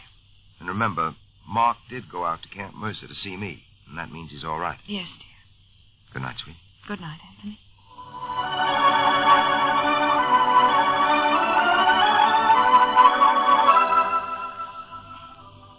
But Janie is not in her room, for still frightened over the crime he thinks he helped commit, Mark has gotten his young friend, Phoebe McIntosh, to go to Janie for help. And now the 2 girls are hurrying down the street. Phoebe, don't hurry so. I can't keep up with you. Well, Janie, I've got parents which will be looking for me if I'm not in my bed. Well, my mother doesn't know I'm out either, but I still can't walk with a stitch in my side. All right, I'll try to walk slower. But if it was my brother, I'd hurry. He isn't wounded, is he? Just waiting to see me. I'm kind of mad at him anyway. I don't think you should be. Well, it wasn't fair of Mark to make me swear by the oath of the dead buffalo not to tell Mother. What do you mean it wasn't fair, Janie? Well, it wasn't fair. He knows I'd never violate that oath. Well, that's why he did it, you dope. And you shouldn't call me a dope, besides. Stop walking fast again. You've got on play shoes, and I've got heels. Serves you right for being so dressy and grown up, Janie. Everybody says you're just rushing everything. They do not. Who says that? That isn't true. That's terrible. Well, nobody says it really, but I think you are. All of a sudden you get very stuffy and grown up. Oh, don't be silly. Where's Mark been all day? What did he tell you? He says he's a desperate man and he's going to jail and all that. He's in a terrible mess, Janie. What did he do? Did he tell you? No. I wouldn't be one bit surprised if he didn't do anything, Phoebe. Janie, he's a desperate man and he means it. I think you're pretty hard-hearted to talk like that. Well, I'm thinking of my mother, who's just beside herself. My goodness, Phoebe, if you had a son who disappeared, you'd be desperate, not him. Well, he hasn't disappeared because he's right in my father's garage. Well, why doesn't he come home to his own garage? He doesn't go home to his own garage on account of the police will arrest him. Why? Because of being a criminal. Why do you think? Phoebe, my brother is not a criminal. He is so. He said he was himself. He was bragging. Why would he brag about being a criminal? Janie, don't be so silly ridiculous. Oh, Mark's like that. He brags a lot. He does not brag, Janie. Mark's a very lovely person. He doesn't brag, and he isn't one little bit conceited. He's a nice boy, Mark is. All right. He's a nuisance for a brother. My heavens, I'm going to get out of that dead buffalo oath just as fast as I can. I'm not going to let my mother be so unhappy. That's terrible. Well, you and Mark can talk about that. Oh, my. What? My father and mother are going out. Oh, I hope Mark has sense enough to get out of the garage before they see him there. Well, what should we do, Phoebe? Wait right here behind the hedge. Don't let them see you, Janie. For goodness sakes, don't let them see you.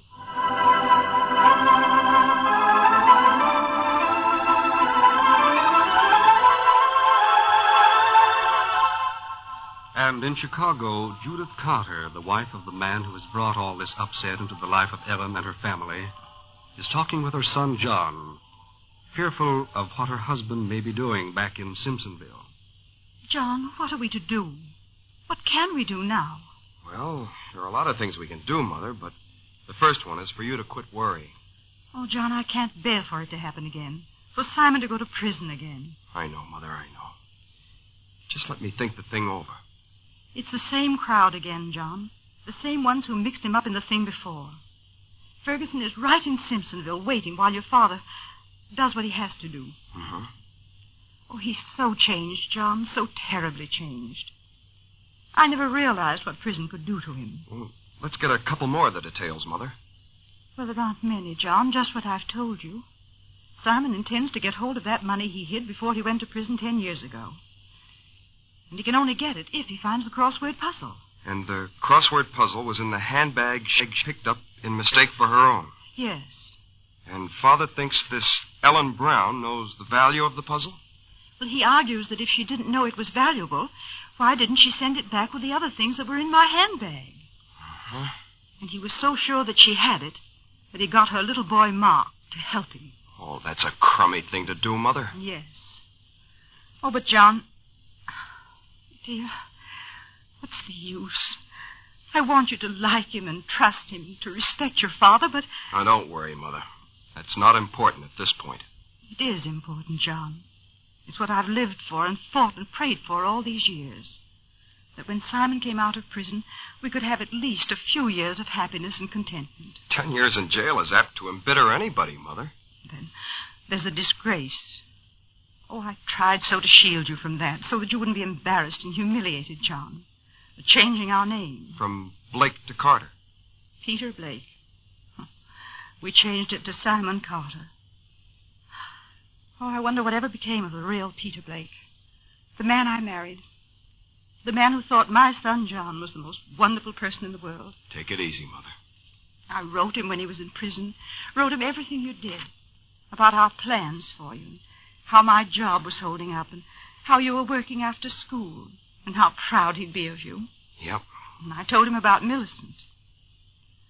Oh, John, what shall we do about Millicent? We're not going to worry about her. And that was my greatest joy, your happy marriage. And the fact that I'd been able to keep things so that she wouldn't know about your father. So that she and her family would... Well, it proves, doesn't it, that you can't build anything on lies, no matter how well-intentioned they are. Yep. You found out.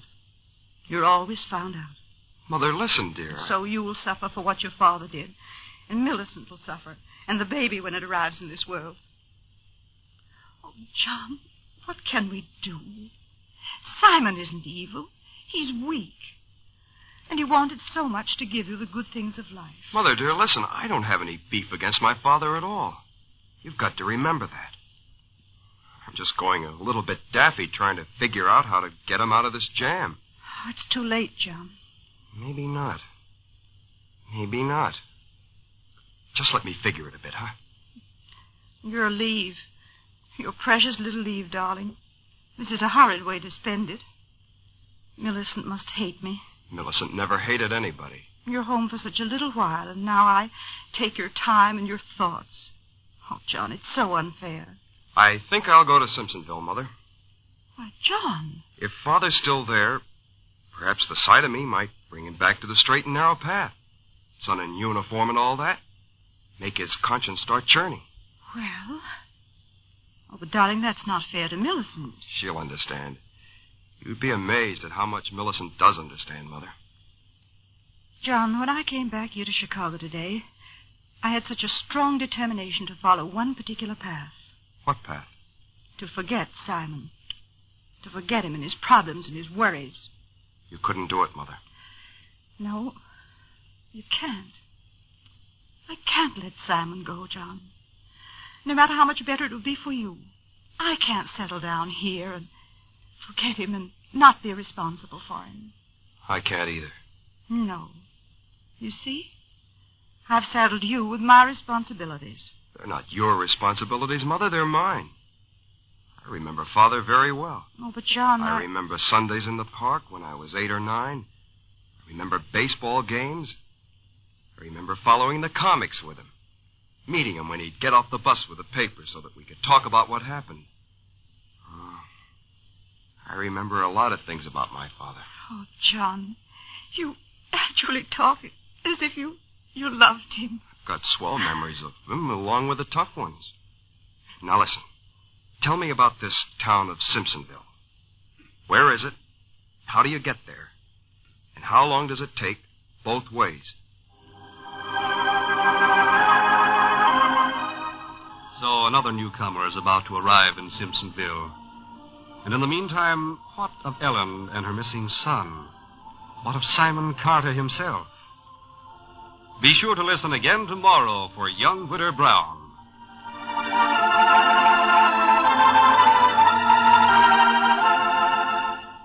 And now, Ellen. America never wants to be second to anyone, not even to our gallant allies. In Great Britain, about 55% of the women are now engaged in war work. In Russia, about 75% of all workers are women. American women want to top this, and must top it, if we're to meet our 1944 production schedules and keep the home front running.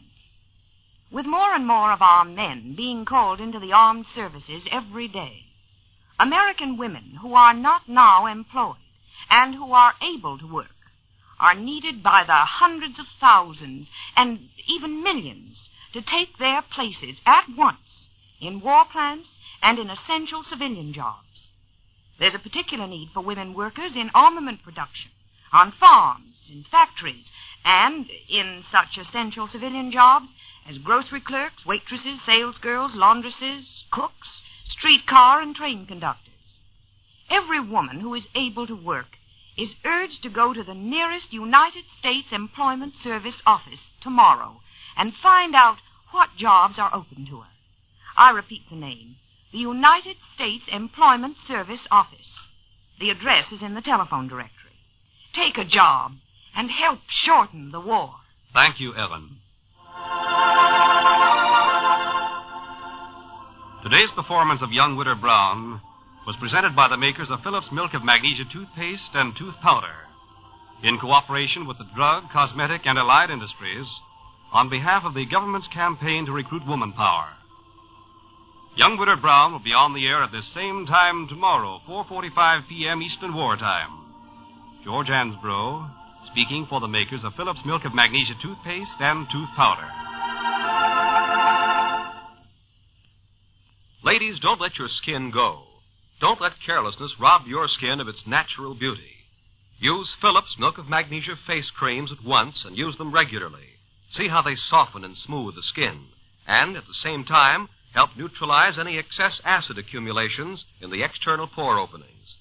Get Phillips Milk of Magnesia skin cream and Phillips Milk of Magnesia cleansing cream today. This program came to you from New York. This is the National Broadcasting Company.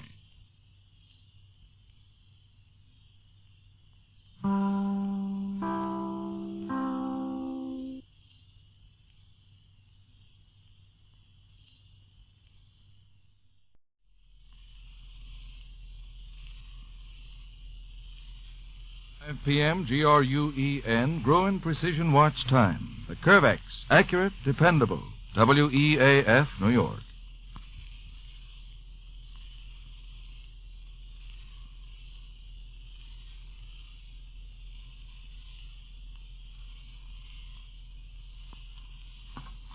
This is Don Hollenbeck in New York. We delay our program momentarily to bring you late invasion bulletins. A German military commentator admits Allied operations in France have been extended to a front of about 140 miles. He further says the Allied beachhead between Cherbourg and Le Havre is 25 miles long by a few miles deep. And this final admission by the enemy that the Nazi defenses are finding it difficult to cope with the many divisions of airborne and parachute forces which have landed in swarms between Le Havre and Cherbourg. But NBC's W.W. Chaplin, reporting direct from London, said only an hour ago there are evidences of anxiety among the Allied leaders, probably as a bulwark against any over-optimism on our part. Chaplin described our invasion troops as being very tired and waiting to get their second wind. NBC shortwave monitors heard a Berlin broadcast admitting the loss of Bayeux, an inland town about 40 miles from Caen. This news came to you from the NBC newsroom in New York.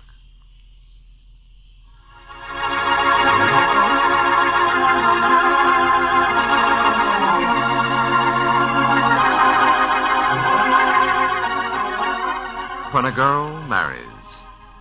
Certo, the natural fruit pectin that jams and gels fruits the quick, certain way, presents When a Girl Marries, a story of young married life dedicated to everyone who has ever been in love.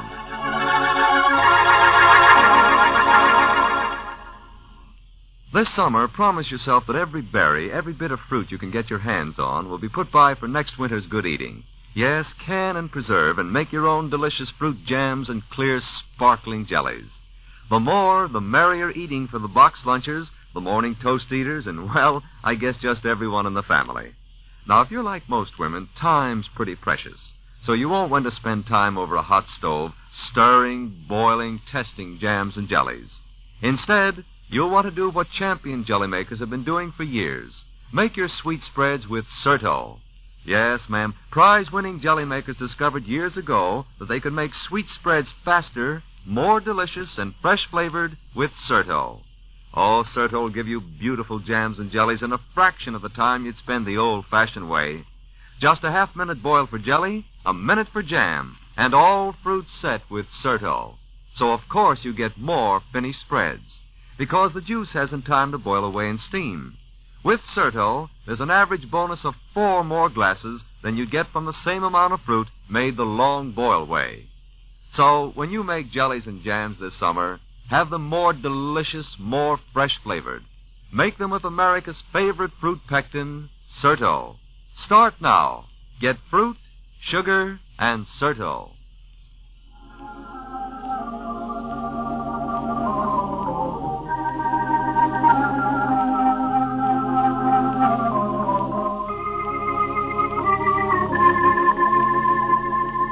And now, When a Girl Marries, the story of Joan and Harry Davis.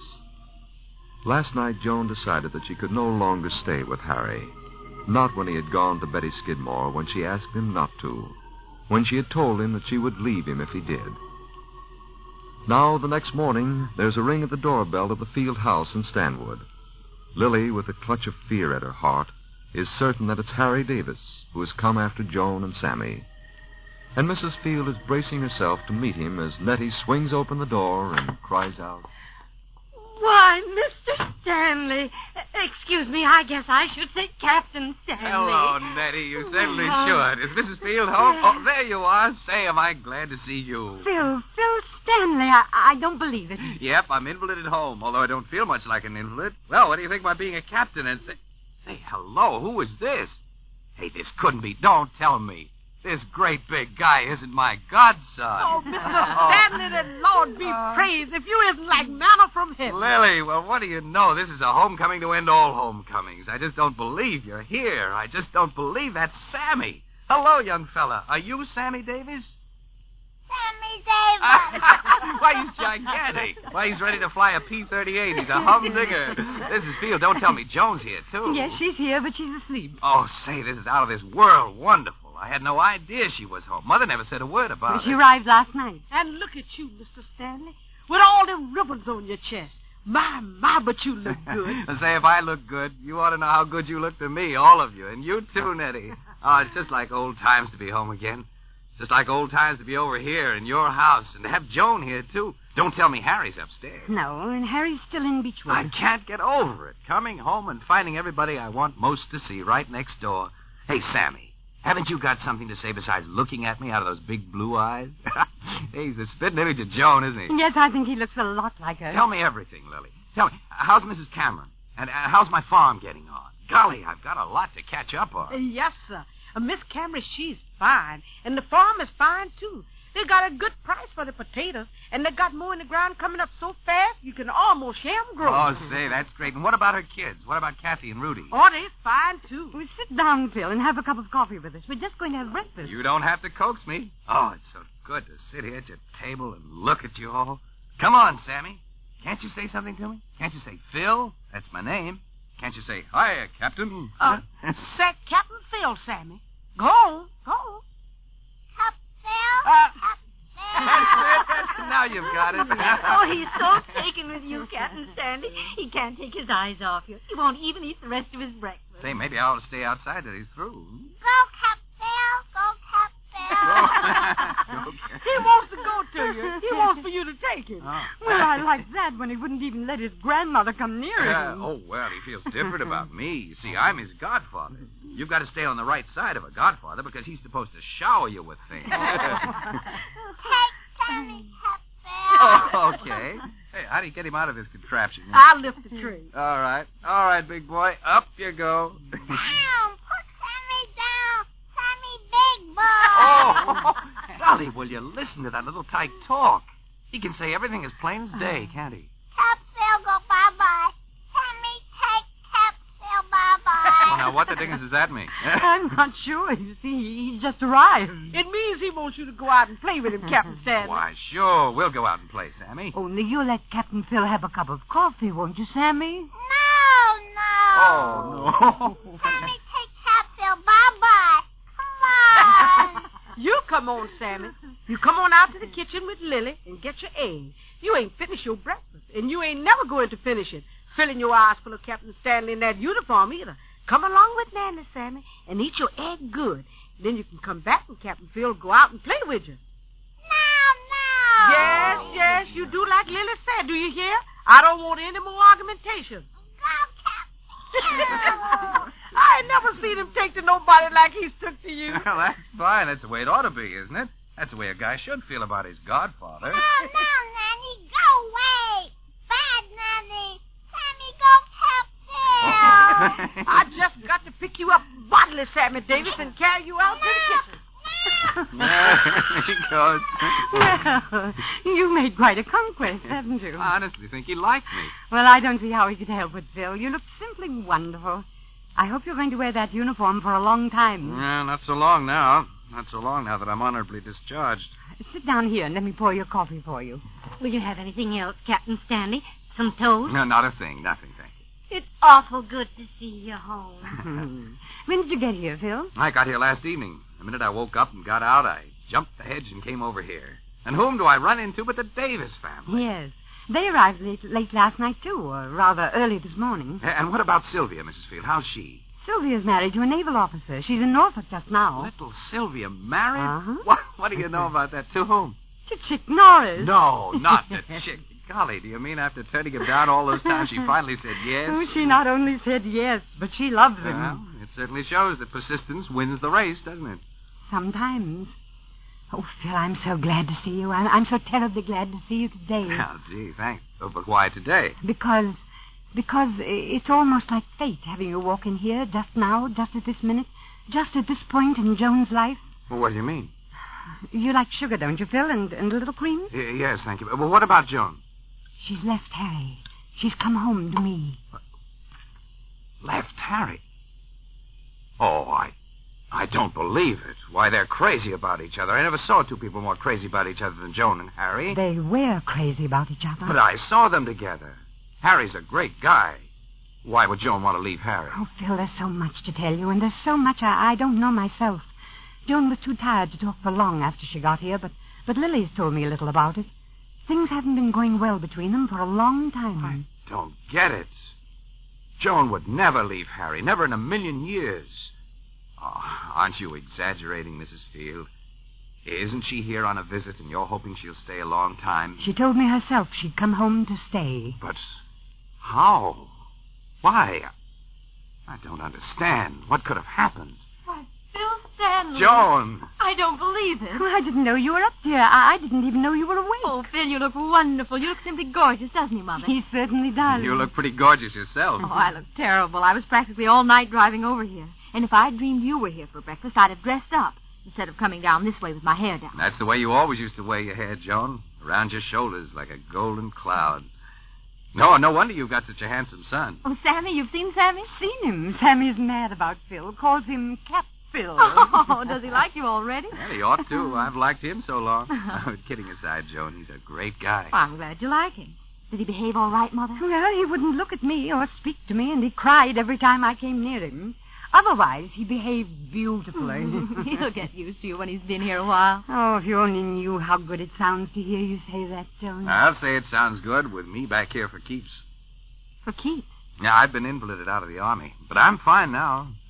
Except that I'm not so much use to Uncle Sam as I was before I was wounded. Oh, Phil, I didn't know you'd been hurt. Yeah, but it's all over. And I've got my reward. Your reward? Yes. Seeing you, all of you again. Having you here when I get home.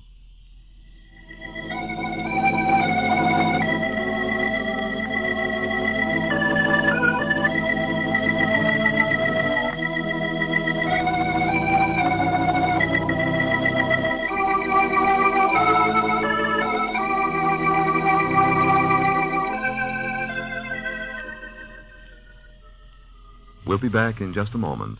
But now, strawberries, blackberries, raspberries, juicy, ripe, and luscious sweet, ready to turn into delicious jellies and jams with Serto. Oh, no sugar? Oh, well, shucks. Haven't you heard? Each sugar stamp 40 in your family's number 4 ration books is worth 5 pounds of sugar for home processing. In a family of 4 people, that's 20 pounds of sugar, ma'am. And for more sugar, be sure to see or write your ration board. They'll tell you how to get extra sugar for canning, preserving, jams, and jellies. Wonderfully delicious jams and jellies with Serto. How to do it? Well, with each bottle of Serto, there's a booklet with 90 different recipes for all the popular berries and fruits. Every recipe's home-tested to make sure it's right. Follow these recipes exactly, and even if you've never even thought of making sweet spreads before, in just 15 minutes after preparing fruit, you can have beautiful jam or jelly topped with paraffin, cooling on the table. So don't wait. June berries will soon be gone till next year. Save yours now in luscious jams and jellies with Serto.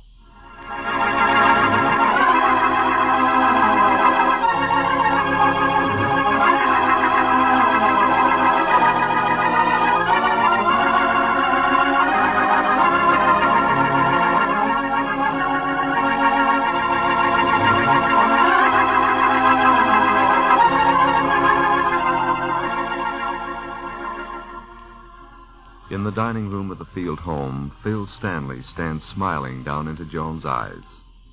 Phil, her playmate and companion through childhood, whom she has almost forgotten, but who has not forgotten her. Well, there until tomorrow at this time, we leave the story of When a Girl Marries, written by Elaine Carrington. This program is presented by Serto, the largest-selling bottled natural fruit pectin in the world. Remember, ladies, you get more and better jams and jellies from the same amount of fruit that certain way with Serto. C-E-R-T-O. Serto. Your announcer is Charles Stark.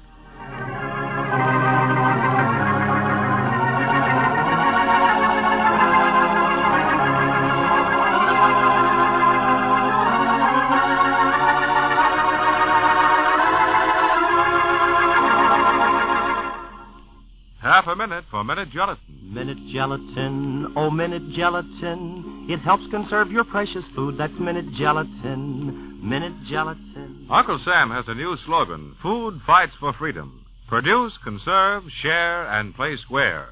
And Minute Gelatin helps to conserve food. It's a plain, unflavored gelatin that works wonders with leftovers. Leftover meat, chicken, fruit, vegetables can be turned into substantial main dishes. It helps conserve your precious food. That's Minute Gelatin. Minute Gelatin. Minute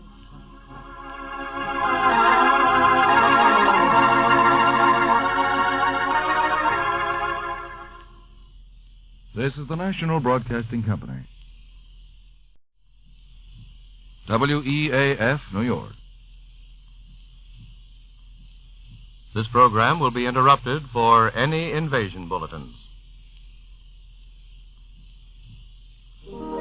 What's new? What's new? Post Raisin Bran is new. A cereal sensation, a magical combination. Post Raisin Bran, it's new. Post's Raisin Bran, the exciting new cereal that's rich with raisins, presents We Love and Learn. We Love and Learn, the romantic story of Andrea Reynolds.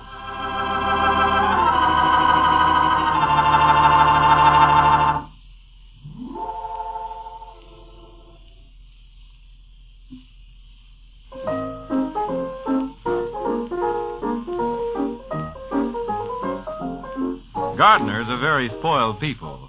Every day they can pick themselves a different set of greens for lunch and salad and a plate of lovely new vegetables for dinner. But when it comes to breakfast cereals, well, we never yet heard of anyone growing their own. But shucks, who'd want to? Now that we can buy Post's Raisin Bran at the grocer's. Yes, I said Post's Raisin Bran.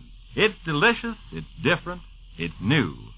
You've never before tasted anything quite like this combination of golden wheat and bran flakes, plus lots and lots of California seedless raisins.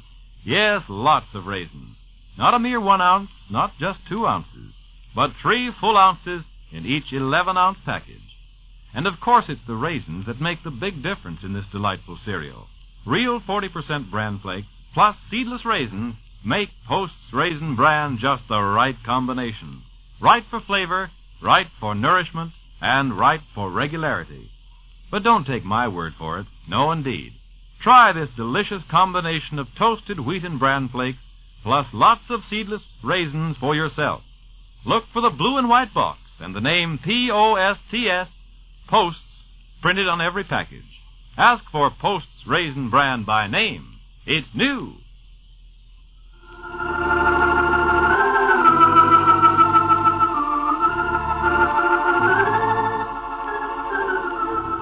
Now, we love and learn. In Andrea's heart, there's a growing fear that the tragedy which has befallen Jim and his young wife, Margaret, is about to affect the plans she and Bill have made for an immediate marriage. She knows that in Jim Martin, Bill sees himself, and in the place of Margaret, he pictures her. Margaret. Andrea finds herself wishing that Colonel Rogers had not given her the job of breaking the news of her husband's condition to a young woman she doesn't even know. What is she going to say to her? How can she convince Jim's wife of her duty to her husband in this crucial period of his life?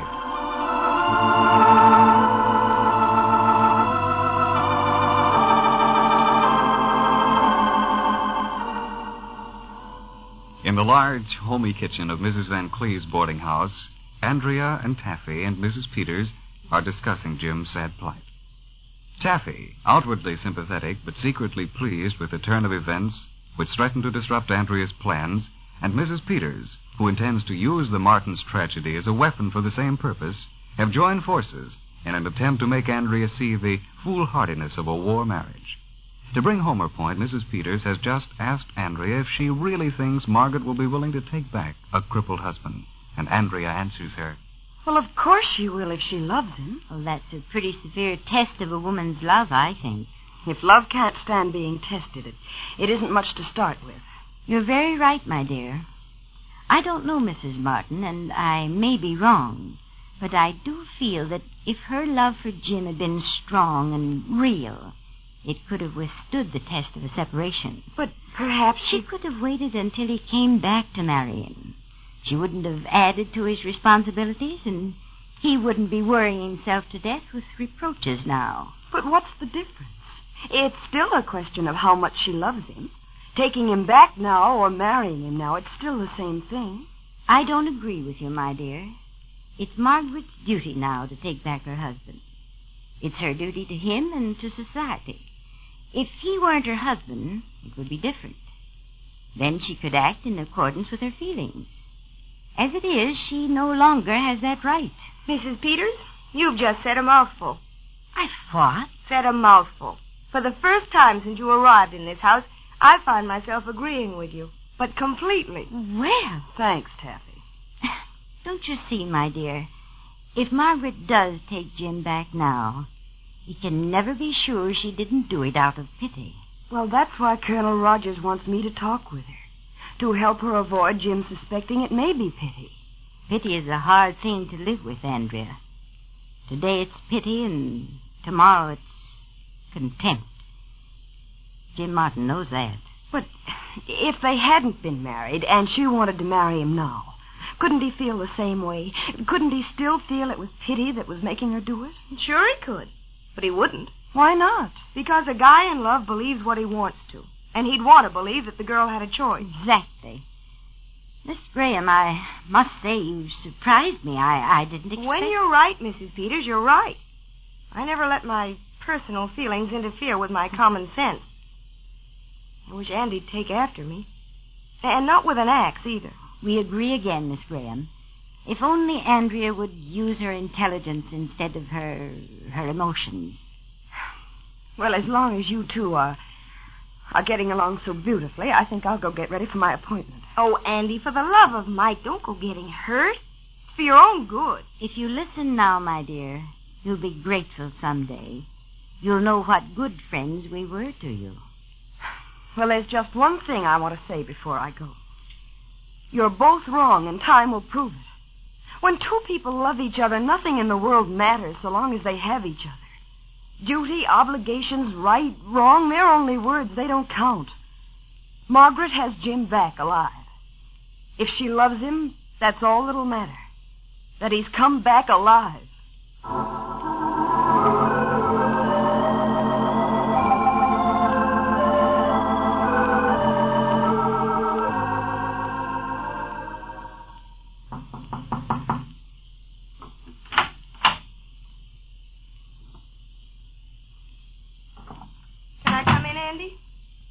You are in, aren't you?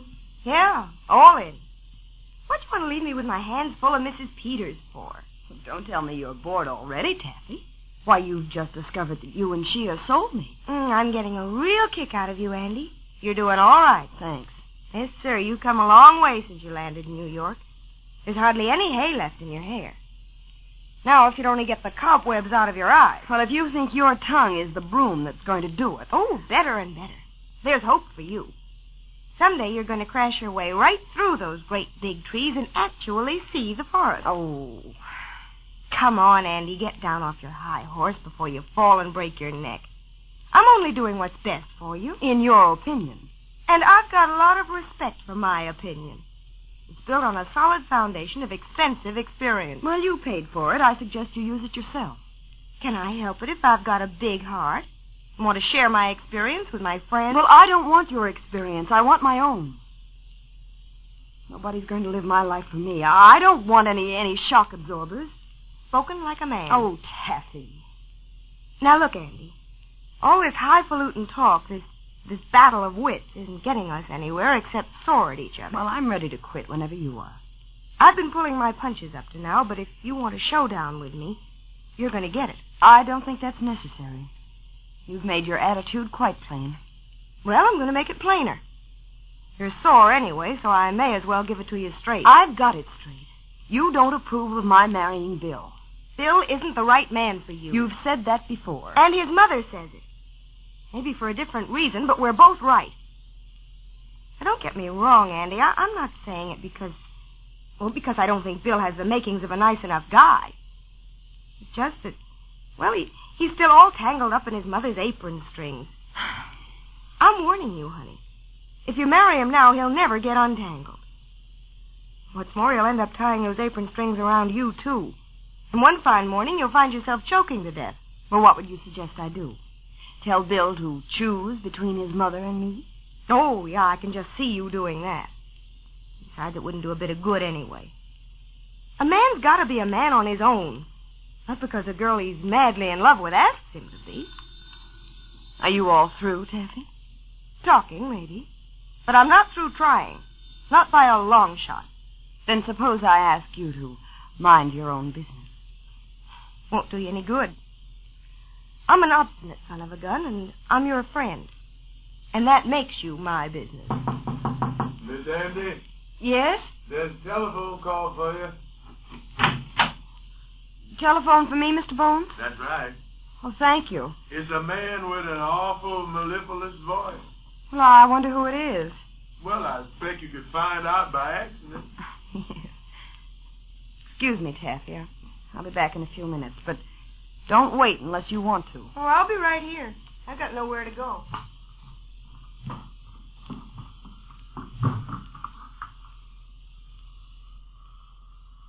Hello? Miss Reynolds? Yes? Colonel Rogers speaking. How are you? Oh, fine, thank you. I was just getting ready to leave for the hospital. Good. That's why I'm calling you. Mrs. Martin has already arrived. Oh? She came a little sooner than we expected. She's waiting now, so if you can hurry a little. I'll get there just as soon as I can. That's fine. And, Mrs. Reynolds. Yes, Colonel? Please come to my office first before you inquire for Mrs. Martin. Some unexpected developments have occurred in Private Martin's case that I must talk to you about before you see his wife.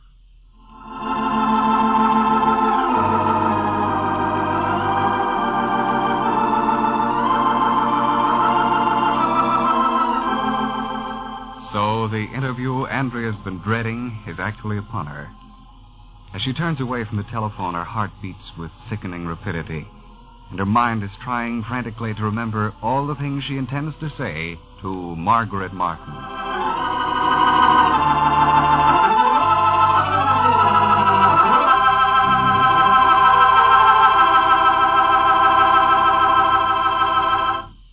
More about Andrea Reynolds in just a moment. But first, 3 cheers for the newest thing in cereals. That's Post's Raisin Bran.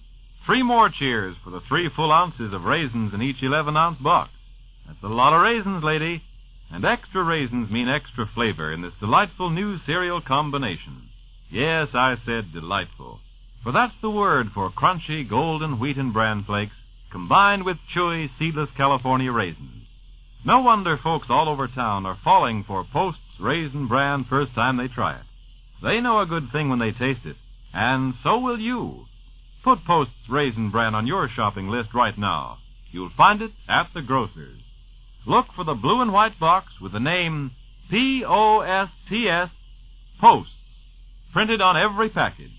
Be sure to ask by name for Post's Raisin Bran. And remember, it's delicious, it's different, it's new.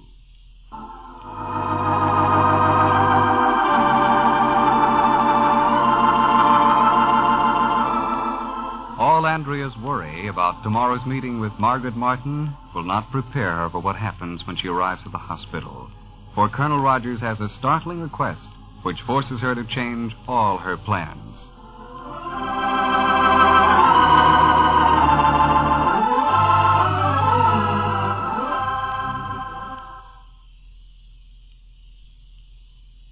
You'll want to hear tomorrow's chapter of We Love and Learn, brought to you by Post's Raisin Bran, a magic combination of crisp toasted bran flakes and choice seedless raisins.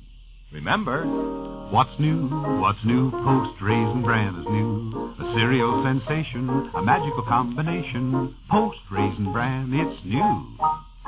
Yes, Post's Raisin Bran. Your announcer, Bernard Dudley.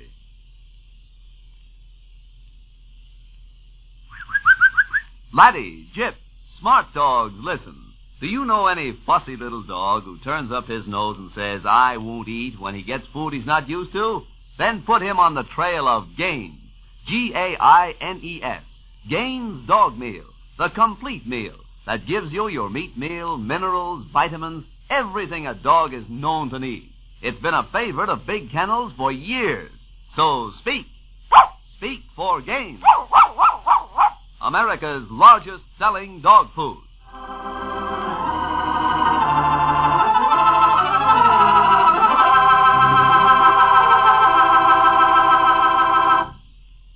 This program came to you from New York. This is the National Broadcasting Company.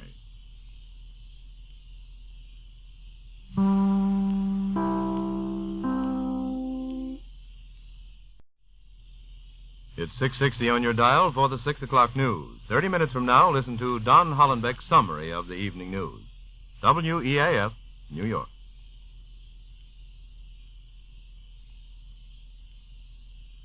Just Plain Bill, usually heard over most of these stations at this time, will not be broadcast today in order that the National Broadcasting Company may bring you the special program that follows. Just Plain Bill will be heard at its regular time tomorrow. Now NBC continues its coverage of operations in Europe with a special broadcast from NBC staff in England. We take you now to London. This is W.W. Chaplin in London. It is now 11:30 p.m., and we hope in a few minutes to have the latest communique concerning the invasion from SHAEF, Supreme Headquarters Allied Expeditionary Force. That will be SHAEF communique number 4. We are expecting to receive it momentarily now. In the meantime, I can tell you that the invasion is still going well, though it would be a great mistake to overemphasize the tremendous successes we've had in the initial phase. SHAEF itself has made a great point of this today, calling attention to the fact that our men have now been fighting for almost 48 hours under very difficult conditions, and that they have not yet got their second wind to carry them on to new victories. Here is one late dispatch which came in just a few minutes ago from NBC's George Wheeler, who has been with the American naval forces in the Channel since before the invasion began. Wheeler tells of the loss during the first invasion phase of a United States destroyer, the name of which I am not yet privileged to disclose. He says this destroyer had gone in quite close to the French shore, and apparently one of the enemy shore batteries got her range and just pumped her full of shells. George Wheeler says that as many of the destroyer's crew as could got off before she sank and were picked up by a nearby ship. But it's impossible at this time, he says, to say what percentage of the destroyer's crew was saved. After the destroyer was sunk, says Wheeler, the German battery was silenced within 3 minutes by the venerable battleship Nevada. Well, that just goes to emphasize what I've been saying in these broadcasts ever since the invasion began before yesterday's dawn. We're bound to have many losses in all branches of the services, and it is only safe to presume that some of them may be heavy losses. And now, as we haven't yet received that SHAEF communique number 4, which I told you we're expecting, I would like you to listen for a moment to one of the reporters who's been right in the thick of invasion activity and who's returned with a first-hand eyewitness story. This man is Robin Duff, war correspondent of the British Broadcasting Corporation, whose assignment took him across the Channel with the United States Navy. And now you'll hear Robin Duff himself. Aboard the United States ship Barnett, very gallant veteran of Guadalcanal, Naples, and Salerno, we heard over the speaking tube 1,000 yards from the anchorage. The young navigator pored over his chart, and the voice continued quietly over that tube. 500 yards, 100, 50 yards, let her go. We dropped anchor on a pinpoint bearing. Winches creaked, the soldiers went quietly to their debarkation stations. The experience of other landings was at work, and boatloads of men who an hour before had sat down to a steak breakfast were in the water, milling around in the choppy seas, waiting for the hour that had come to have an almost mystic significance, H hour. But even then, we could hear the drone of the air transports, the transports that were carrying the paratroops to land behind the defenses. As they drew over the coast, faint bursts of flak went up to meet them. But soon we saw the glare of fires, and we knew that those men had dropped to earth and done their work. And then the bombardment. For 3 hours the ship quivered, and the air pulsated with the sounds of the greatest bombardment ever conceived. 500 tons from the Royal Air Force for each of 10 gun batteries. For each battery, the weight that came down on London in the worst raid. Ton after ton of high explosive from the naval guns. The dull thud of explosion as the paratroops used their dynamite. And then the American daylight bombers. The landing craft were just offshore. Smoke was down, and in the boats every man was tense, waiting for the shock of that first landing. And then the heavies dropped their load. They lifted that beach right in the air, killed everything living, smashed the defenses. The taut hardness of the jaws of those American soldiers softened into a smile of almost inexpressible relief. The last bomb dropped, added with H-hour, D-Day. It's difficult to look back at the moment, at the days and hours of anxious expectancy beforehand, at the picture in the Bay of Seine all through the day. It's difficult to look back and to make order out of the vast complexity of planning and timing and power. In front of you lies the coast of France, flat and green, broken here and there by the spire of a church or by a rise in the contours. On every side, to the horizon and beyond, a fleet of ducks and landing craft roaring their way to and from the beaches, of landing ships opening their bellies to disgorge their men and material, of destroyers and coastal craft on constant watch for the enemy's E-boats and U-boats, of battleships and cruisers, Arkansas, Nevada, Texas, Hawkins, Enterprise, Quincy, some of the proudest names of the American and British fleets, steaming close into the enemy shore, pouring in their broadsides to the German strong points. It was a picture that put a lump into your throat and left the tears not very far from your eyes. And all the time, high overhead, liberators and fortresses, marauders, lightnings, thunderbolts, and spitfires went on their missions of attack or protection. As the small craft came back, a new fleet hove into sight. More men and material were ready for the moment when the commanders called for them. And as they came, the small craft drew alongside the Barnett. Men whose job was done had come back to their parent ship. They brought others with them, men whose job had also been done, and who had given their lives in the doing of it. Sad-faced sailors helped the wounded aboard and carried them to the doctors. And they carried one stretcher with a gentleness that hurt in the midst of this din of battle. The man on the stretcher was wrapped in the flag of the United States. Even at the greatest moment of this greatest of all military operations, there was a time to pay respect to the men who died in helping to win a magnificent success. Success it was. The fighting on land is hard and bitter, and only the first stage has been accomplished. But that first stage has been carried through with supreme efficiency. It's been carried through by the forces of three countries, integrated, equipped, commanded, and of great courage. Thank you, Robin. You have just heard Robin Duff, BBC war correspondent, who witnessed the initial phase of the invasion from a vantage point on an American naval vessel. And now, here is that communique number 4, which I told you we were expecting. It reads like this, quote, Allied troops have cleared all beaches of the enemy and have in some cases established links with flanking beachheads. Inland fighting generally is heavy. An armored counterattack in the Caen area on Tuesday evening was repulsed. Enemy resistance is stiffening as his reserves come into action. The landing of troops and seaborne military supplies continues on all beaches, despite the northwesterly wind which has persisted since the assault. Shortly before dawn today, light coastal forces, while sweeping to the eastward, encountered a superior force of enemy craft. Action was immediately joined, and damage was inflicted on the enemy before he could make good his escape.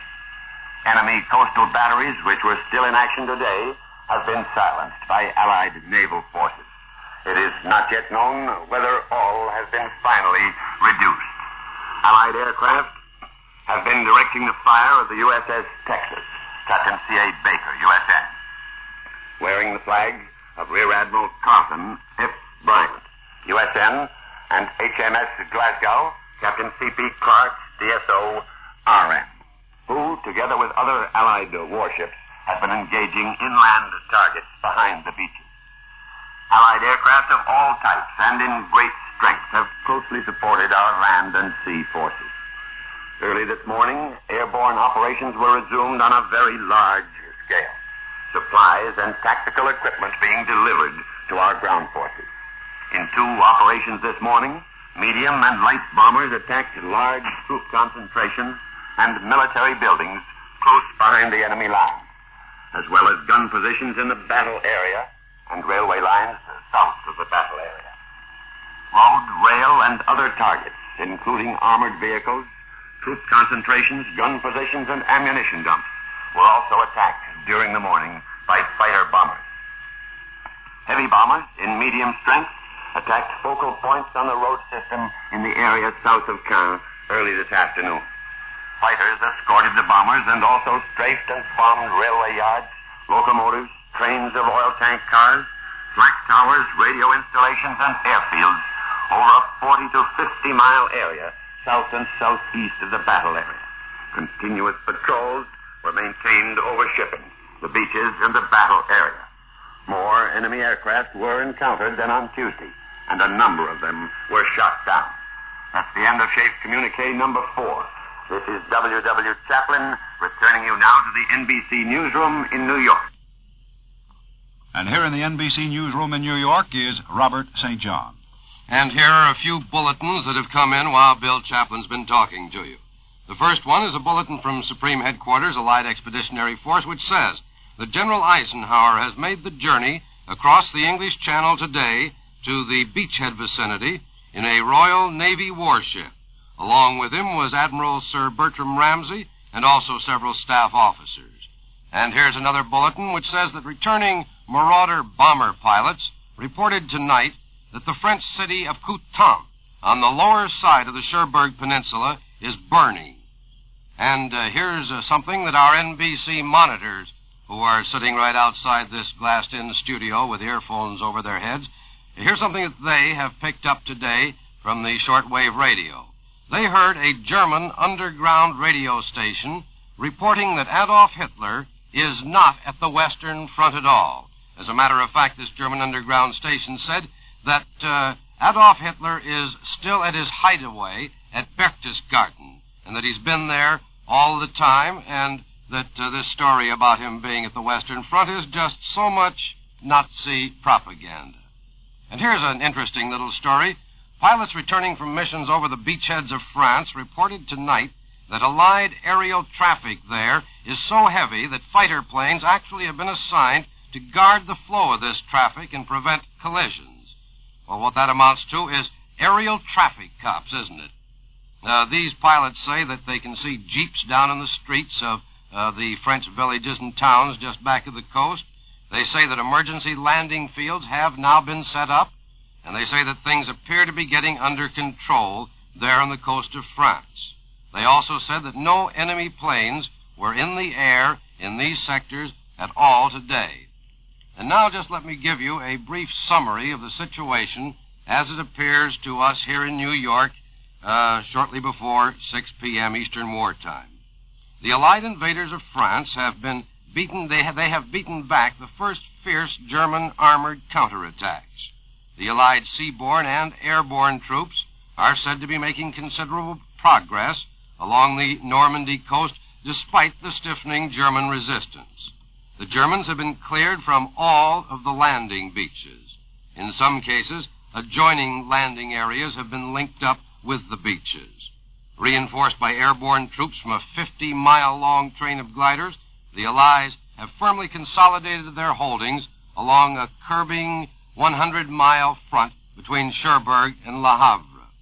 The first big German counterattack was made against Allied forces driving inland in the area of Cannes, 9 miles inland from the Channel coast. However, this assault was repulsed by the Allied forces.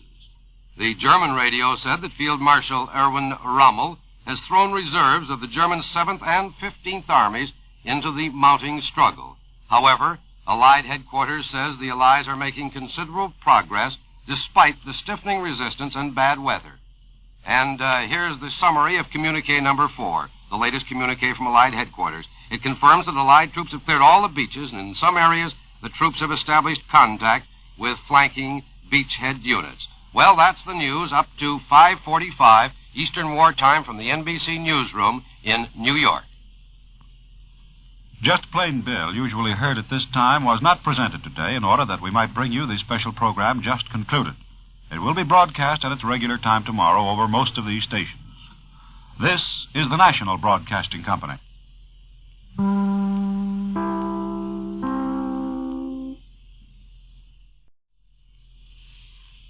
WEAF, New York.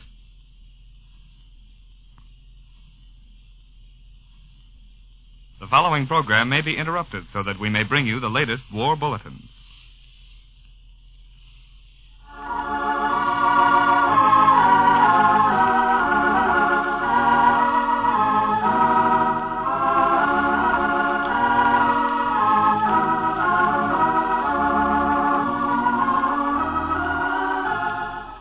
We now present the unforgettable radio drama Front Page Farrell, the story of a crack newspaperman and his wife. The story of David and Sally Farrell.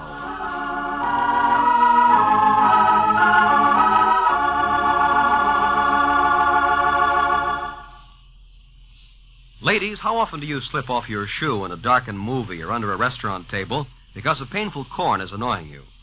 Well, why allow corns or calluses to make you uncomfortable? Let me tell you about Free-Zone. Free-Zone is a liquid. It contains pain-relieving and soothing ingredients that bring satisfying relief. Unlike pads and corn treatments which only touch the outer surface of a corn, Free-Zone actually helps remove the corn itself. All you do is follow the simple directions on the bottle. Apply a few drops of Free-Zone directly on the corn with a special glass applicator which comes in every bottle. 3 or 4 treatments are usually all that are necessary to help remove the corn easily. Free-Zone is no more trouble, no more bother to use than that. Don't put up with the torture of corns another day. Get Free-Zone, Freezone, at your drugstore today.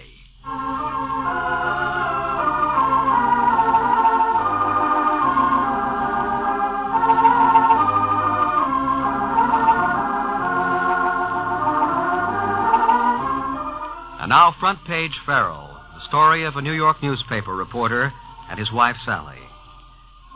With David and Sally spending the evening with their friends, Chris and Norman Barnett, Paul Dorset stayed home. And home, of course, is Professor Taylor Caldwell's residence, where Paul has been living since Sunday. We find Paul with the professor and his granddaughter, Louise. I think you're wrong, Professor Caldwell. Wrong, my boy? Well, it's here, isn't it? Not there. Oh, to be in England now that April's here. Is it, Paul? I don't think so. Nor do I, my child. Oh, to be in England now that April's there. Here. You see, sir? No, I do not see. Bless my soul, I know my Browning better than that.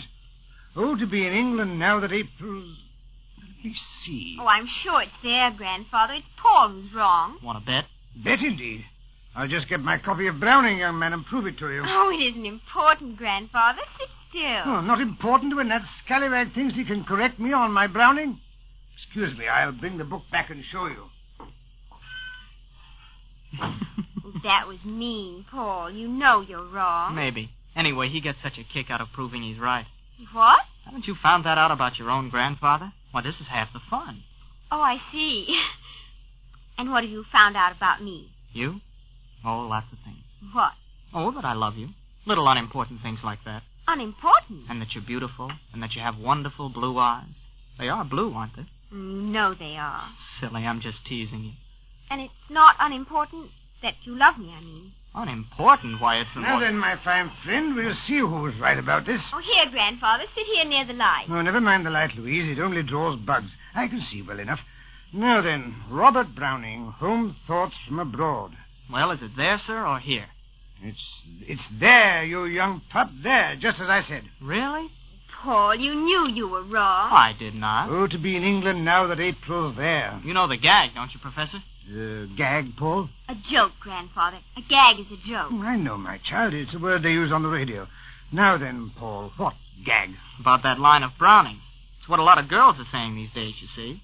Only they say it, oh, to be in England now that the army's there. Oh, Paul. Well, you see, sir, it means... Oh, don't bother to explain it, my boy. The humor doesn't entirely escape me, you know, even if my granddaughter sometimes thinks it does. Oh, I never thought that at all. Oh, to be in England... What about the invasion, Professor Caldwell?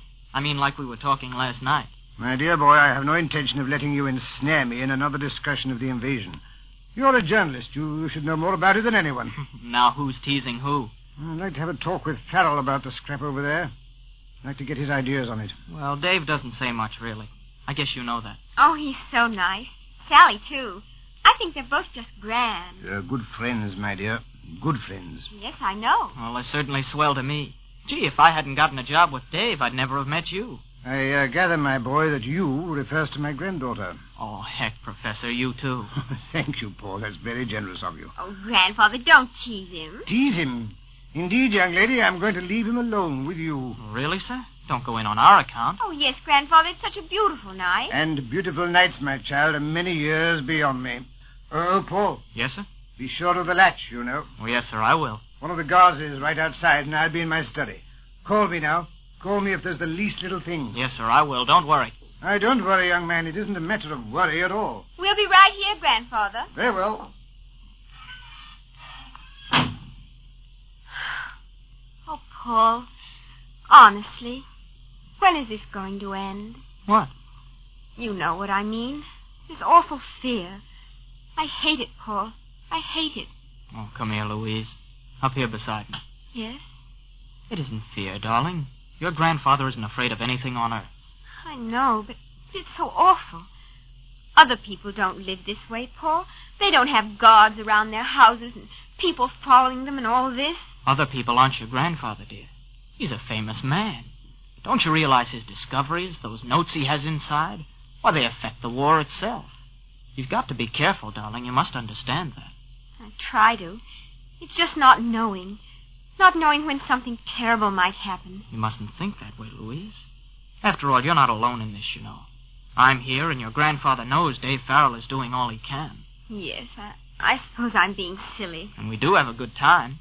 Why, by Thursday, you'll be so busy you won't think a thing about it. Thursday? Oh, your mother and father. Mm-hmm. Gee, I can't wait to see him. I can't wait to have them see you. Oh, I'm so glad they're going to stay here in the house. They'll be awfully grateful, Louise. The room you fixed up for them is terrific. I don't mean the room. That's nothing. It's just having people here. Nice people like your mother and father. Sometimes I think I want the whole house just full of people. No, we're doing pretty well so far. Oh, I'm serious. It helps, Paul. With people here, it makes me think maybe... Yes? Maybe it is foolish to be afraid. Maybe nothing will happen after all.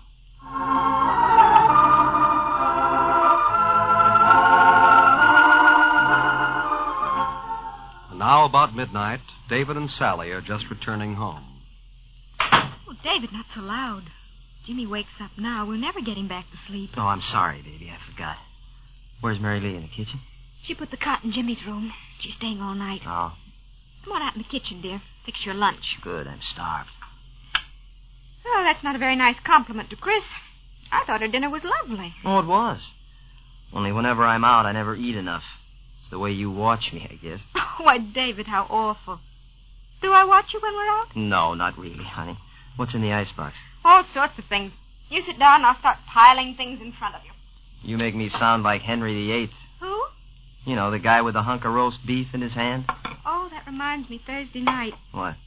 I meant to ask Mr. Deck if I can get a nice roast for Thursday night. Thursday? Oh, you mean Paul's mother and father. Here, dear, take this, will you? All right. It's going to be quite a party, really. Paul and his parents, that's 3. Louise and Professor Caldwell, that makes 5.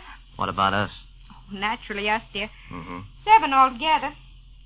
How about some summer sausage? For dinner? Idiot, now. Oh. Here, it looks wonderful. Well, I think you're the one that wants it. I do. I'm kind of hungry, too. Oh, say, honey, I meant to tell you. We finally settled where they're going to stay. Oh, Paul's mother and father? Mm-hmm. Where, dear? At Professor Caldwell's.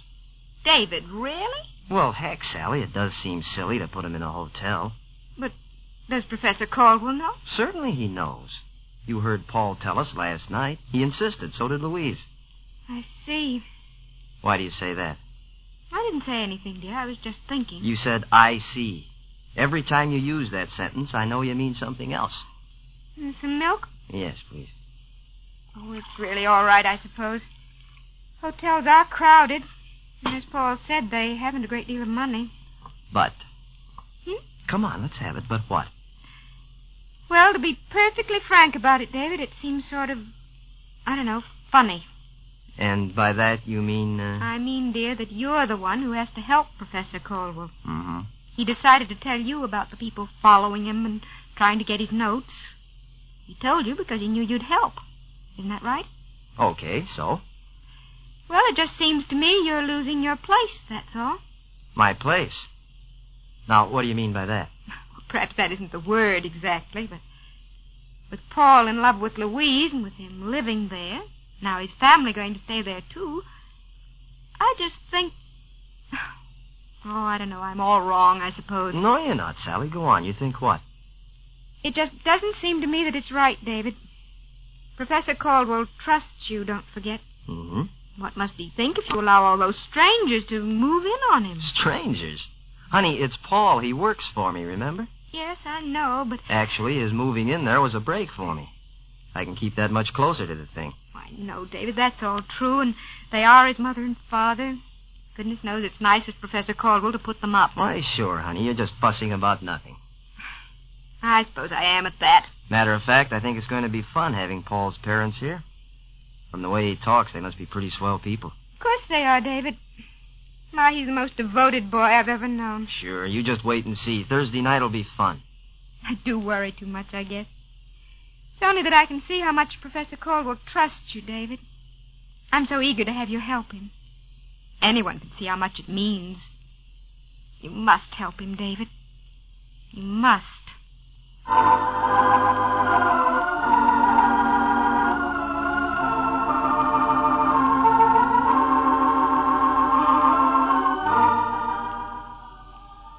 Yes, perhaps Sally does worry too much. For as David says, it looks like the days ahead will be fun. You won't want to miss any of this interesting story, so listen tomorrow for another chapter of Front Page Farrell.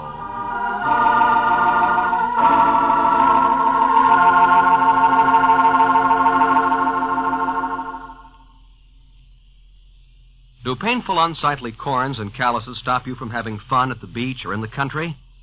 Why spoil a good time when Free-Zone will help fix up those corns?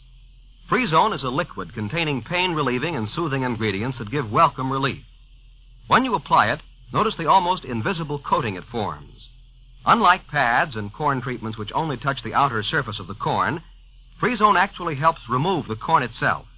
And it's so simple to use Free-Zone. Just apply a few drops with the handy glass applicator which comes in every bottle. Follow directions, and after a few applications, Free-Zone usually aids in removing the corn easily. Many druggists have recommended Free-Zone for over 27 years because it works. Get a bottle of Free-Zone, Freezone, today.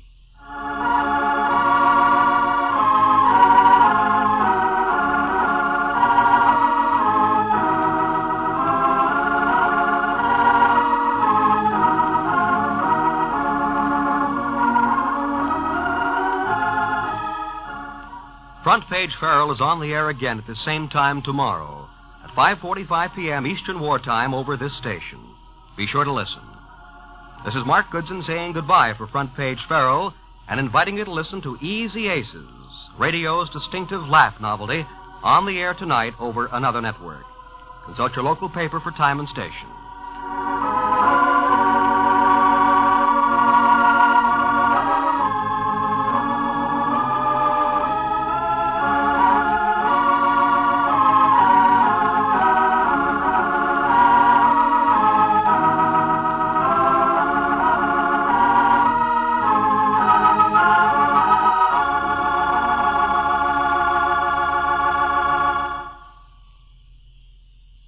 Get really fast, truly wonderful relief from a sudden attack of heartburn or indigestion due to hyperacidity.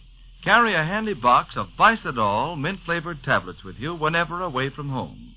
When taken as directed, these tablets give incredibly fast relief from stomach distress due to stomach acidity. Easy to carry, easy to take. Bicidol mint-flavored tablets are only 25 cents at all druggists. Get some today. This is the National Broadcasting Company.